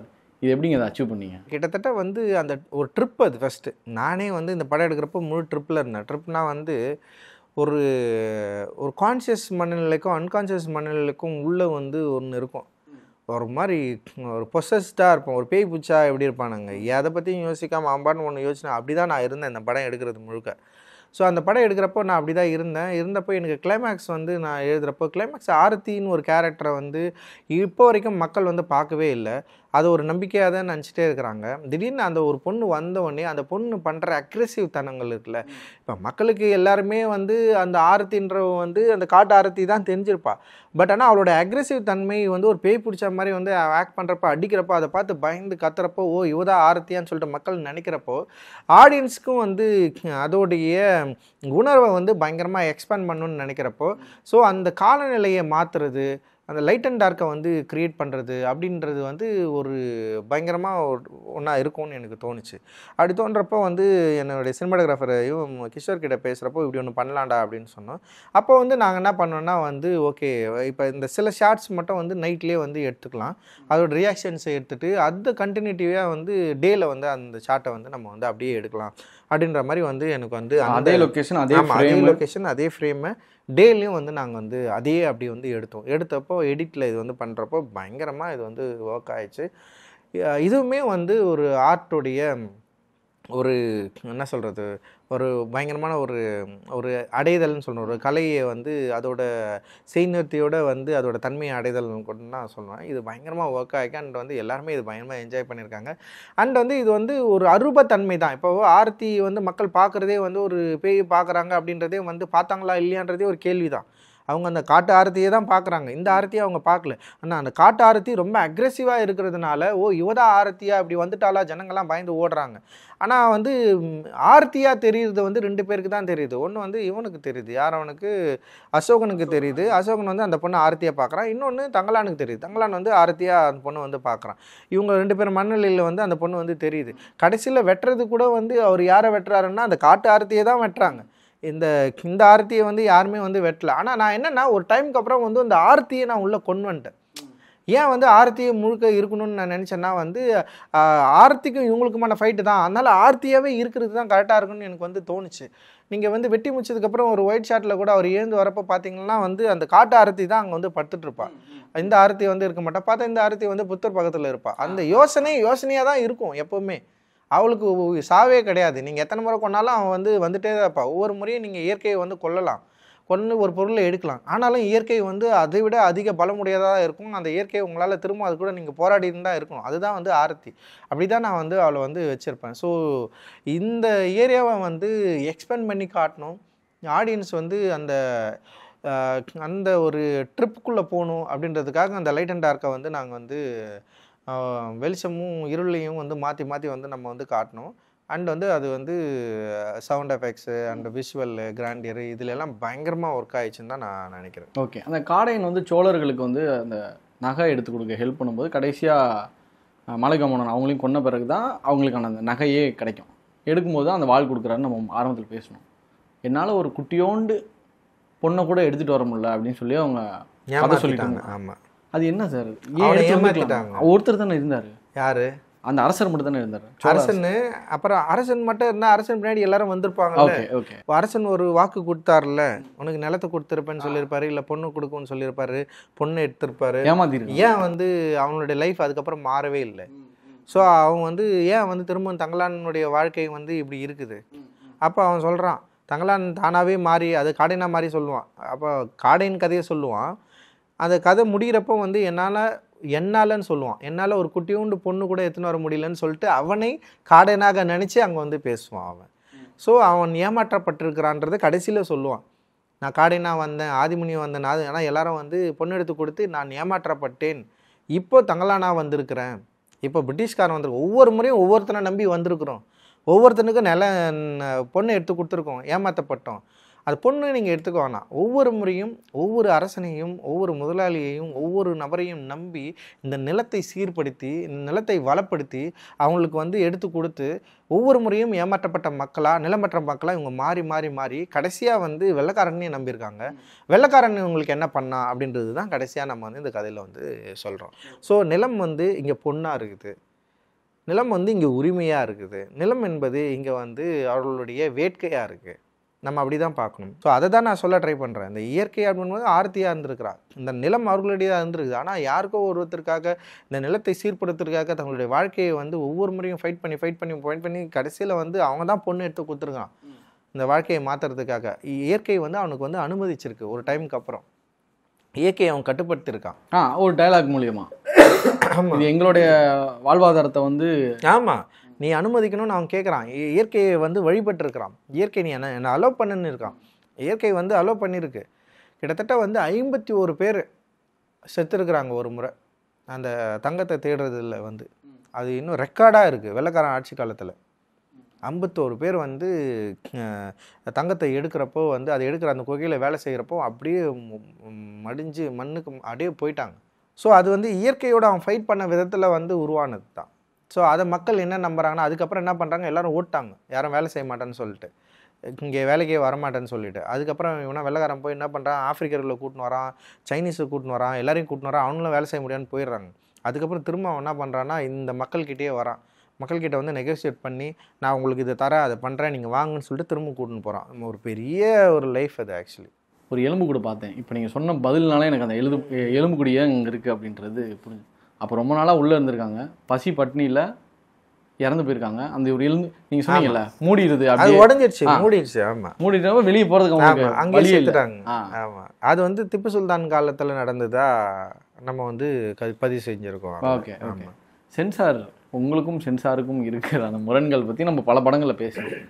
இந்த படத்தில் சென்சாரோட அந்த ஆக்டிவிட்டி எப்படி இருந்துச்சு? உண்மையிலே ரொம்ப ஆச்சரியமாக இருந்தது. இந்த படம் பார்த்து சென்சாரில் இருந்த படம் பார்த்தவர்கள் வந்து ரொம்ப ஸ்டன் ஆயிட்டாங்க. அவங்க வந்து எந்த வித எதிர்ப்புமே எனக்கு சொல்லலை. சில இடங்களில் மட்டும்தான் சில கட்டு கொடுத்தாங்க. அதுவுமே வந்து ஒரு ஒத்துக்கொள்கிற ஒரு கட்டாக தான் இருந்தது. ஓகே. பயங்கர ஆச்சரியமாக இருந்தது. நீண்ட நாள் கழித்து என்னுடைய 6 படங்களுக்கு அப்புறம் இந்த படம் வந்து சென்சாரில் எந்த பிரச்சனையும் இல்லாமல் முழு மனசோட அக்செப்ட் பண்ணி சில வாய்ஸ் கட்டு மட்டும் தான் இருந்தது வந்தது. அண்ட் எனக்குமே ரொம்ப ஆச்சரியம், சர்ப்ரைஸாக இருந்தது. அண்ட் என் ப்ரொடியூசர் வந்து ரொம்ப சந்தோஷப்பட்டார், ஞானவேல் சார். என்னங்க சென்சார் வந்து பரவாயில்ல, எந்த ஃபைட்டும் பண்ணல, ஒரு பெரிய ஒரு பிரச்சனையை தாண்டிட்டீங்க அப்படின்னு சொன்னார். ஸோ இந்த இடத்துல வந்து உண்மையிலே சென்சார் இந்த படத்துக்கு எனக்கு ஒரு பெரிய ஹெல்ப் பண்ணலாம் இருந்தாங்க. பூனல் போட்டால் வைகுண்டம் போயிட முடியும். ஆமாம் ஆமாம். அப்படின்ற அந்த டயலாகாக இருக்கட்டும். இந்த ரிவர் கிராசிங்கில் வந்து அந்த வெள்ளைக்காரர் வந்து பைபிளை விட்டுருவார். பைபிள் வந்து அப்படியே அடிச்சுட்டு அது வந்து காப்பாற்ற அது அப்படியே அடிச்சுட்டு போகும். ஸோ இந்த மாதிரியான சில சிக்கல்லாம் இருந்துச்சு. ஆனால் அதெல்லாம் மீறியும் இப்படி ஒரு ஃபிலிம் மேக்கிங் வந்திருக்கு அப்படின்றப்போ அது இல்லை, இதோட உண்மையை சரியாக புரிஞ்சுக்கிட்டதில் வந்து எனக்கு ரொம்ப நல்ல விஷயந்தான். ஆக்சுவலி நம்ம இப்படி தான் ட்ரை பண்ணுறோம். இது வந்து எந்த ஒரு சமூகத்துக்கு எதிராகவோ யாரும் குறை சொல்கிறதுக்கோ என்ன மதத்துக்கு எதிராகவோ கிடையாது.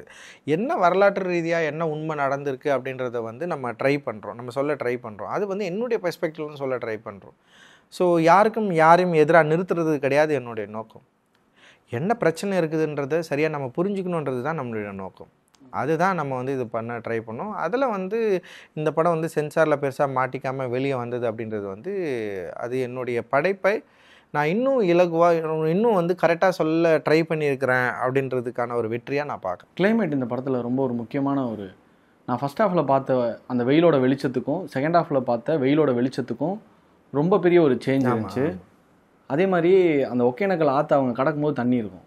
அந்த ஊர் மக்கள்லாம் வரும்போது அது ஃபுல்லாக வறண்டு போய் இருக்கும். மழைன்றது அவங்க தங்கத்தை எடுக்கும்போது மட்டும்தான் வரும். அதுக்கு இடையில அவங்க எந்த இடத்துலையுமே வந்து மழைன்றது பெய்யாது. கிளைமேட் ஃபஸ்ட்டு அந்த புத்தர் காலி கீழே இருக்கிற அந்த தங்கத்தை உருக்கும் போது மழை பெய்யும். லாஸ்ட்டாக வந்து தங்களான் எடுத்துகிட்டு வரும்போது தான் அந்த சூழலில் ஒரு மழையும் இல்லை. அப்போது என்னென்னா நான் அதுதான் அந்த டெம்பரேச்சர் இந்த படத்தை வந்து அது ஒரு மெயின் கேரக்டராக நான் வந்து பார்த்தேன்.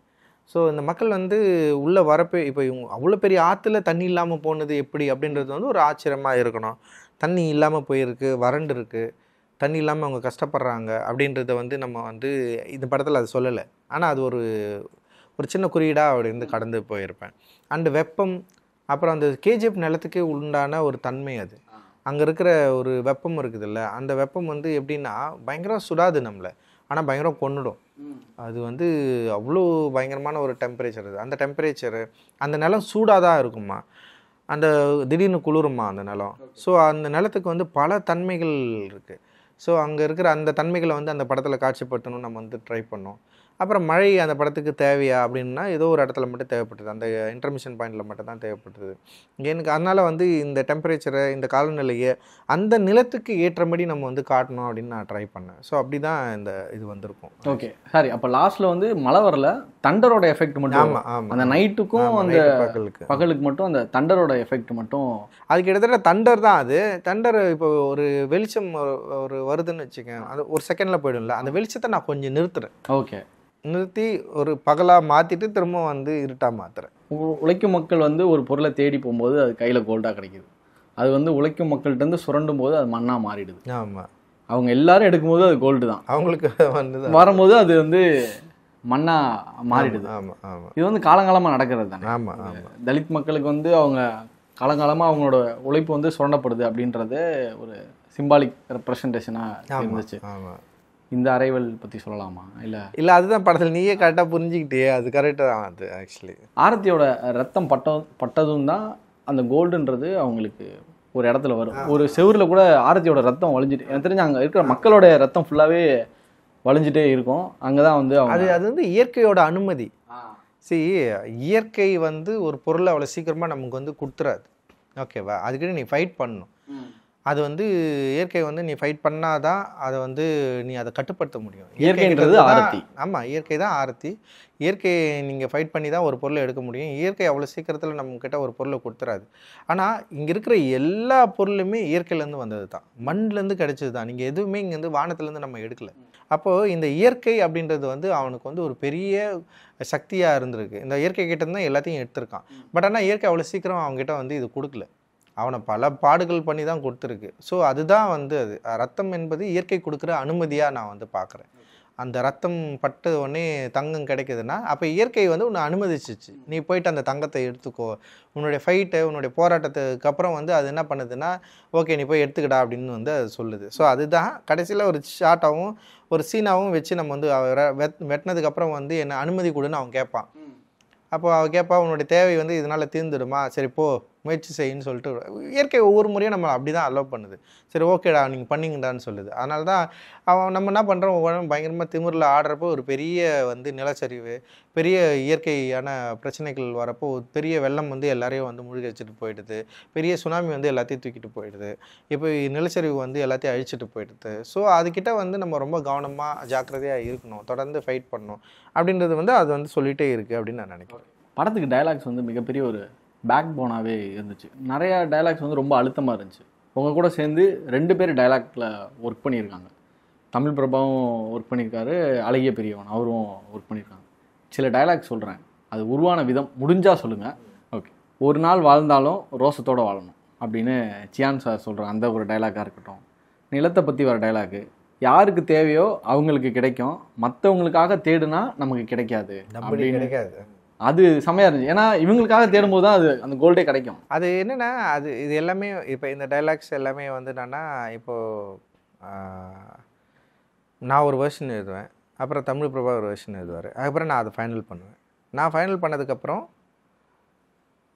எல்லாம் ஃபைனல் முடிஞ்சதுக்கப்புறம் அழகிய பெருவன் உள்ள வந்தார். அழகிய பெருவன் உள்ள வந்ததுக்கப்புறம் நாங்கள் எழுதின அந்த டைலாக் வெர்ஷன் இருக்குதுல்ல, அதை வந்து அப்ரோப்ரியேட் பண்ணி அவர் அந்த நிலத்துக்கு ஏற்ற மாதிரியான டைலாக் மாற்றுறப்போ அதை அப்படியே மாற்றாமல் அவர் சில வார்த்தைகளை உள்ளே கொண்டு வராரு. அதில் வந்து பயங்கரமாக இது வந்து ஒர்க் ஆச்சு. அதில் ஒரு டைலாக் என்னென்னா, உழைக்கிறவனுக்கு தானே நிலம், உழைக்காதவனுக்கு ஏது நிலம்னு ஒரு டைலாக் இருக்கும். அது வந்து அழகிய பெருவனுடைய வார்த்தைகள் தான் அது. அப்போ சாவுக்கு துணிஞ்சவனுக்கு தான் வாழ்க்கைன்றது வந்து நான் எழுதுனது அப்படின்றது மாதிரி எனக்கு வந்து தோணுச்சு.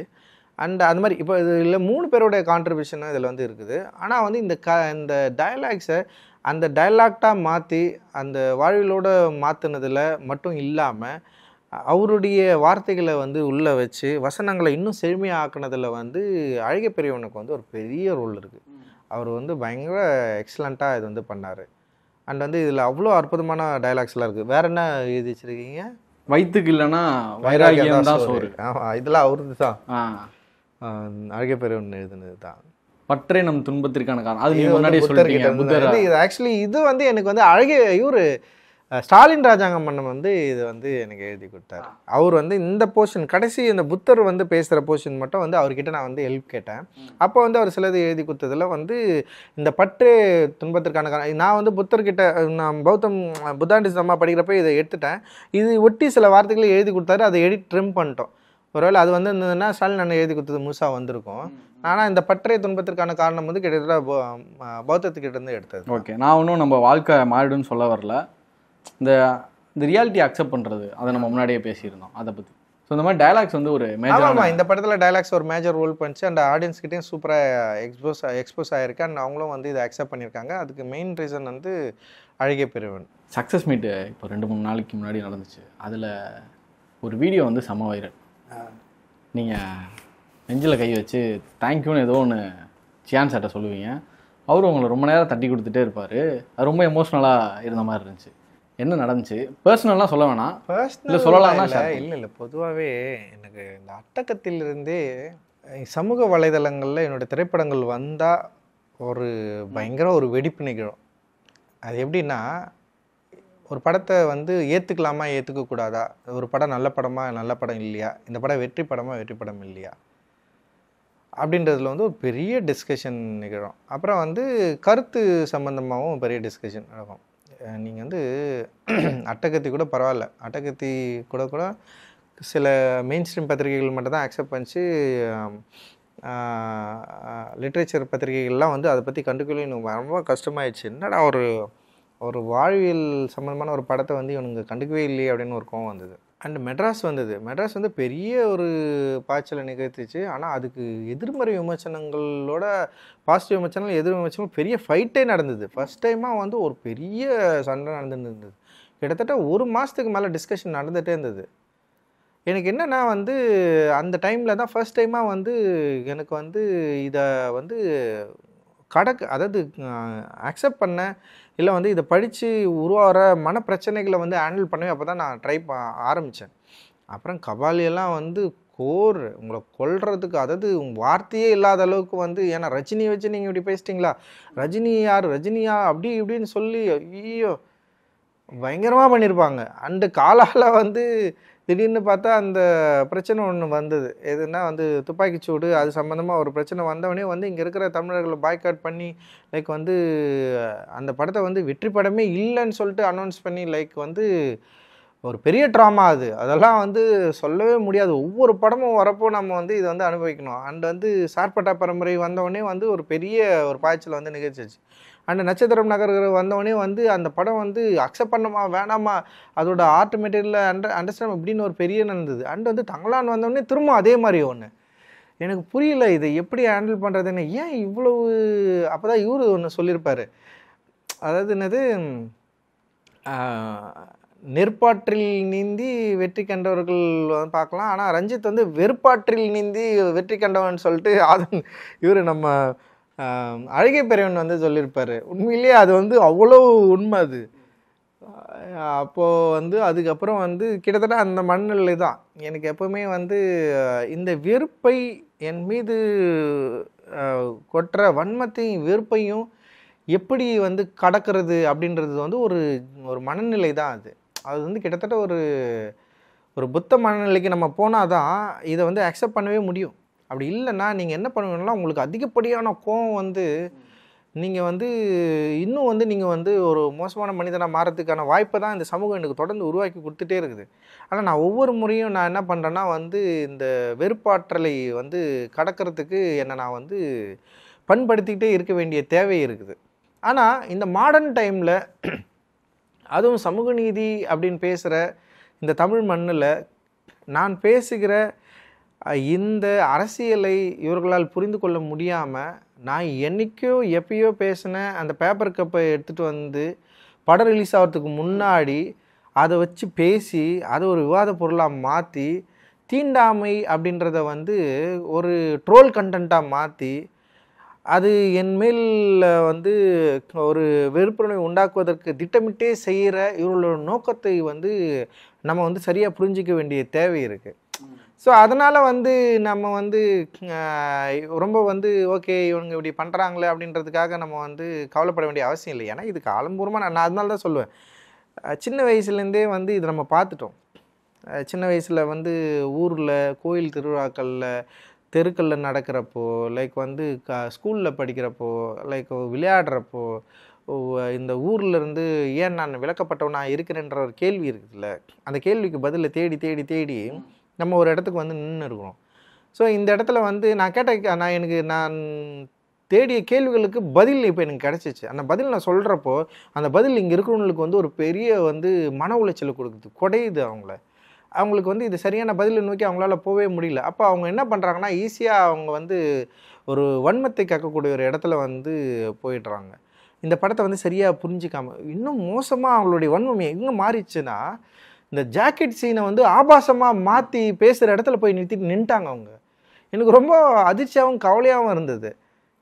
அதாவது அதை ஒரு பெரும்பகுதி மக்கள் கொண்டாடுறாங்க, ஆனால் சோக்கால் ரொம்ப வந்து ஒரு சமூக நீதியை குறிக்கோளாக கொண்டவர்கள் அவர்களுடைய என்ன சொல்கிறது ஐடியில் வந்து அந்த தலைப்பு தான் இருக்குது. அவங்க வந்து ஜாக்கெட் சீனை வந்து ஆபாசமாக வந்து பேசுகிறப்போ வந்து எனக்கு ரொம்ப அதிர்ச்சியாக இருந்தது. இவர்கள் ஏன் இந்த இடத்துக்கு போயிட்டாங்க அப்படின்னு சொல்லிட்டு.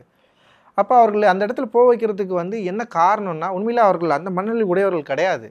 என் மேல் இருக்கிற வெறுப்பு, என் வெற்றி மேல் இருக்கிற வெறுப்பு, என்னுடைய திரைப்படங்கள் மேல் இருக்கிற வெறுப்பு, என் மொழி மேல் இருக்கிற வெறுப்பு, என் குரலின் மேல் இருக்கிற வெறுப்பு. உண்மையிலே இது வந்து பயங்கரமாக எக்ஸ்ட்ரானியரான மூவியாக இருக்குதுன்னு பல பேர் பாராட்டுறாங்க. அதே நேரத்தில் காமனான மக்களுக்கு இதை கனெக்ட் பண்ண முடியலன்ற விமர்சனத்தையும் நான் வந்து ஏற்றுக்கிறேன். என்னோட மொழியில் வந்து பிரச்சனை இருக்கலாம். நிச்சயமாக நீங்கள் அப்படி ஒரு விமர்சனத்தை நீங்கள் என் மேலே வைக்கிறப்போ நான் வந்து தலை குனிஞ்சு அதை நான் ஏற்றுக்கிறேன். என்னோட திரைப்படங்கள் எல்லாமே அப்படி தான் விமர்சனத்தை தான் பெற்றிருக்கு. இதே வந்து சார்பட்டா பரம்பரை வந்து மிகப்பெரிய வந்து வெற்றி படம் அப்படின்னு நம்ம கொண்டாடுற அதே சமயத்தில் அந்த படம் செகண்ட் ஹாஃப் நல்லாவே இல்லைன்னு எழுதுனவங்க எக்கச்சக்கமான பேர் இருக்கிறாங்க.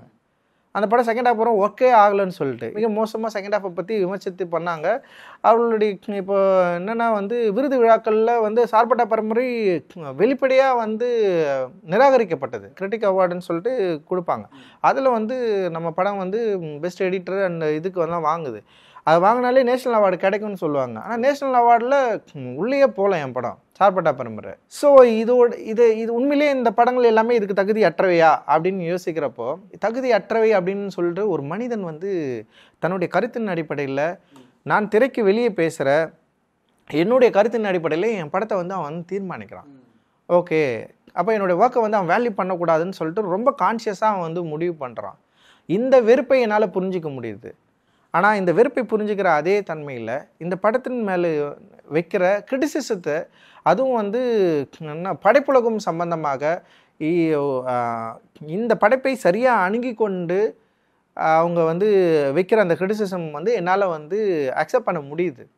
இப்போ செகண்ட் ஹாஃபை வந்து இதை வந்து கரெக்டாக இன்னும் கொஞ்சம் ஹேண்டில் பண்ணியிருக்கணும், செகண்ட் ஹாஃபில் சில ஃப்ளாஸ் இருக்குது, செகண்ட் ஹாஃபை வந்து இன்னும் கொஞ்சம் வந்து அவங்க வந்து சரியாக சொல்லி புரிய வச்சுருக்கணும் அப்படின்னு நிறைய பேர் வந்து எழுதியிருக்காங்க. நான் அதை புரிஞ்சுக்கிறேன்.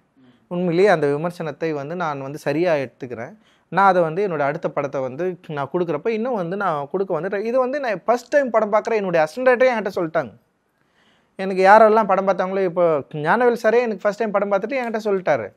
இந்த விமர்சனத்தை நான் வந்து சரி பண்ணது தான் நான் வந்து முயற்சித்து தான் நான் இந்த படத்தை வந்து கொடுத்துருக்கேன் நான். ஸோ அதுக்கப்புறமும் வந்து இந்த படம் வந்து அந்த விமர்சனத்தை ஹேண்டில் பண்ணதை என்னால் புரிஞ்சிக்க முடியுது. ஆனால் இந்த படத்தை வந்து நிராகரிக்கிறது, இந்த படத்தை வந்து ரொம்ப வந்து மோசமான ஒரு வார்த்தைகளால் வந்து விமர்சிக்கிறது, இதோட உள்ளுணர்வை என்னால் புரிஞ்சிக்க முடியுதுன்னு நான் சொல்கிறேன். இந்த புரிஞ்சிக்க முடிஞ்சதுனால இப்போ அந்த வன்மத்தை கொட்டுவதனால இப்போ எனக்கு உண்டான ஒரு மனநிலையை வந்து நான் வந்து அவங்களுக்கு திருப்பி நான் செலுத்தணுமான்னு யோசிக்கிறப்ப தான் இல்லைன்னு எனக்கு தோணுது. இதுதான் புத்தமும் இதுதான் பாபாசாஹேப் அம்பேத்கரும் எனக்கு வந்து சரியாக வந்து வழிநடத்துகிற ஒரு இடத்துல என்னை வந்து நிறுத்திருக்கிறாங்க. பாபாசாஹேப் அம்பேத்கர் என்ன சொல்கிறாருன்னா, இந்த சமூகம் என்மேல் தொகுத்த அனைத்து வன்முறைகளையும் வன்மத்தையும் ஒரு ஆற்றலாக மாற்றி அந்த ஆற்றலை இந்த சமூகத்தை பண்படுத்த நான் பயன்படுத்தி கொள்வேன் அப்படின்னு அவர் சொல்லியிருப்பார் அவர். ஸோ கிட்டத்தட்ட நானும் வந்து அவரை ஃபாலோ பண்ணி தான் நான் சொல்கிறேன். நீங்கள் தருகிற நல்லது கெட்டது வன்மம் எல்லாத்தையுமே வந்து நான் அப்படியே ஏற்றுக்கொண்டு அது கொடுக்குற ஆற்றலை வந்து சரியான அளவு நல்ல விஷயமா நான் மாற்றி அதை வந்து திரும்பவும் நான் உங்களுக்கு தான் ரீப்ரொடியூஸ் பண்ண தான் நான் வந்து விரும்புகிறேன். என்னுடைய அடுத்த படைப்பில் இன்னும் வந்து இது செழுமையாக்கப்பட்ட ஒரு மொழியில் இன்னும் நீங்கள் வந்து நிதானமாக உட்காந்து கேட்டு அதை வந்து அனுபவித்து அதில் நீங்கள் பதட்டம் அடைஞ்சு நீங்கள் வந்து உங்களை வந்து நீங்கள் சரி செய்வதற்கான ஒரு படைப்பாக நான் அதை மாற்றுறதுக்கு டெஃபினட்டாக நான் வந்து முயற்சிப்பேன். அதுதான் வந்து என்னுடைய தேவையமாக இருக்குது. இதனால் நீங்கள் வந்து என்னை வந்து ஒரு மோசமாக விமர்சிக்கிறது மூலமாக நீங்கள் வந்து ஒரு தற்காலிகமான ஒரு இன்பத்தை நீங்கள் வந்து பெறலாம். ஓகேவா? அது வந்து நீங்கள் அனுபவிச்சுக்கலாம், நீங்கள் சந்தோஷமாகலாம். ஆனால் அது தற்காலிகமானது தான்.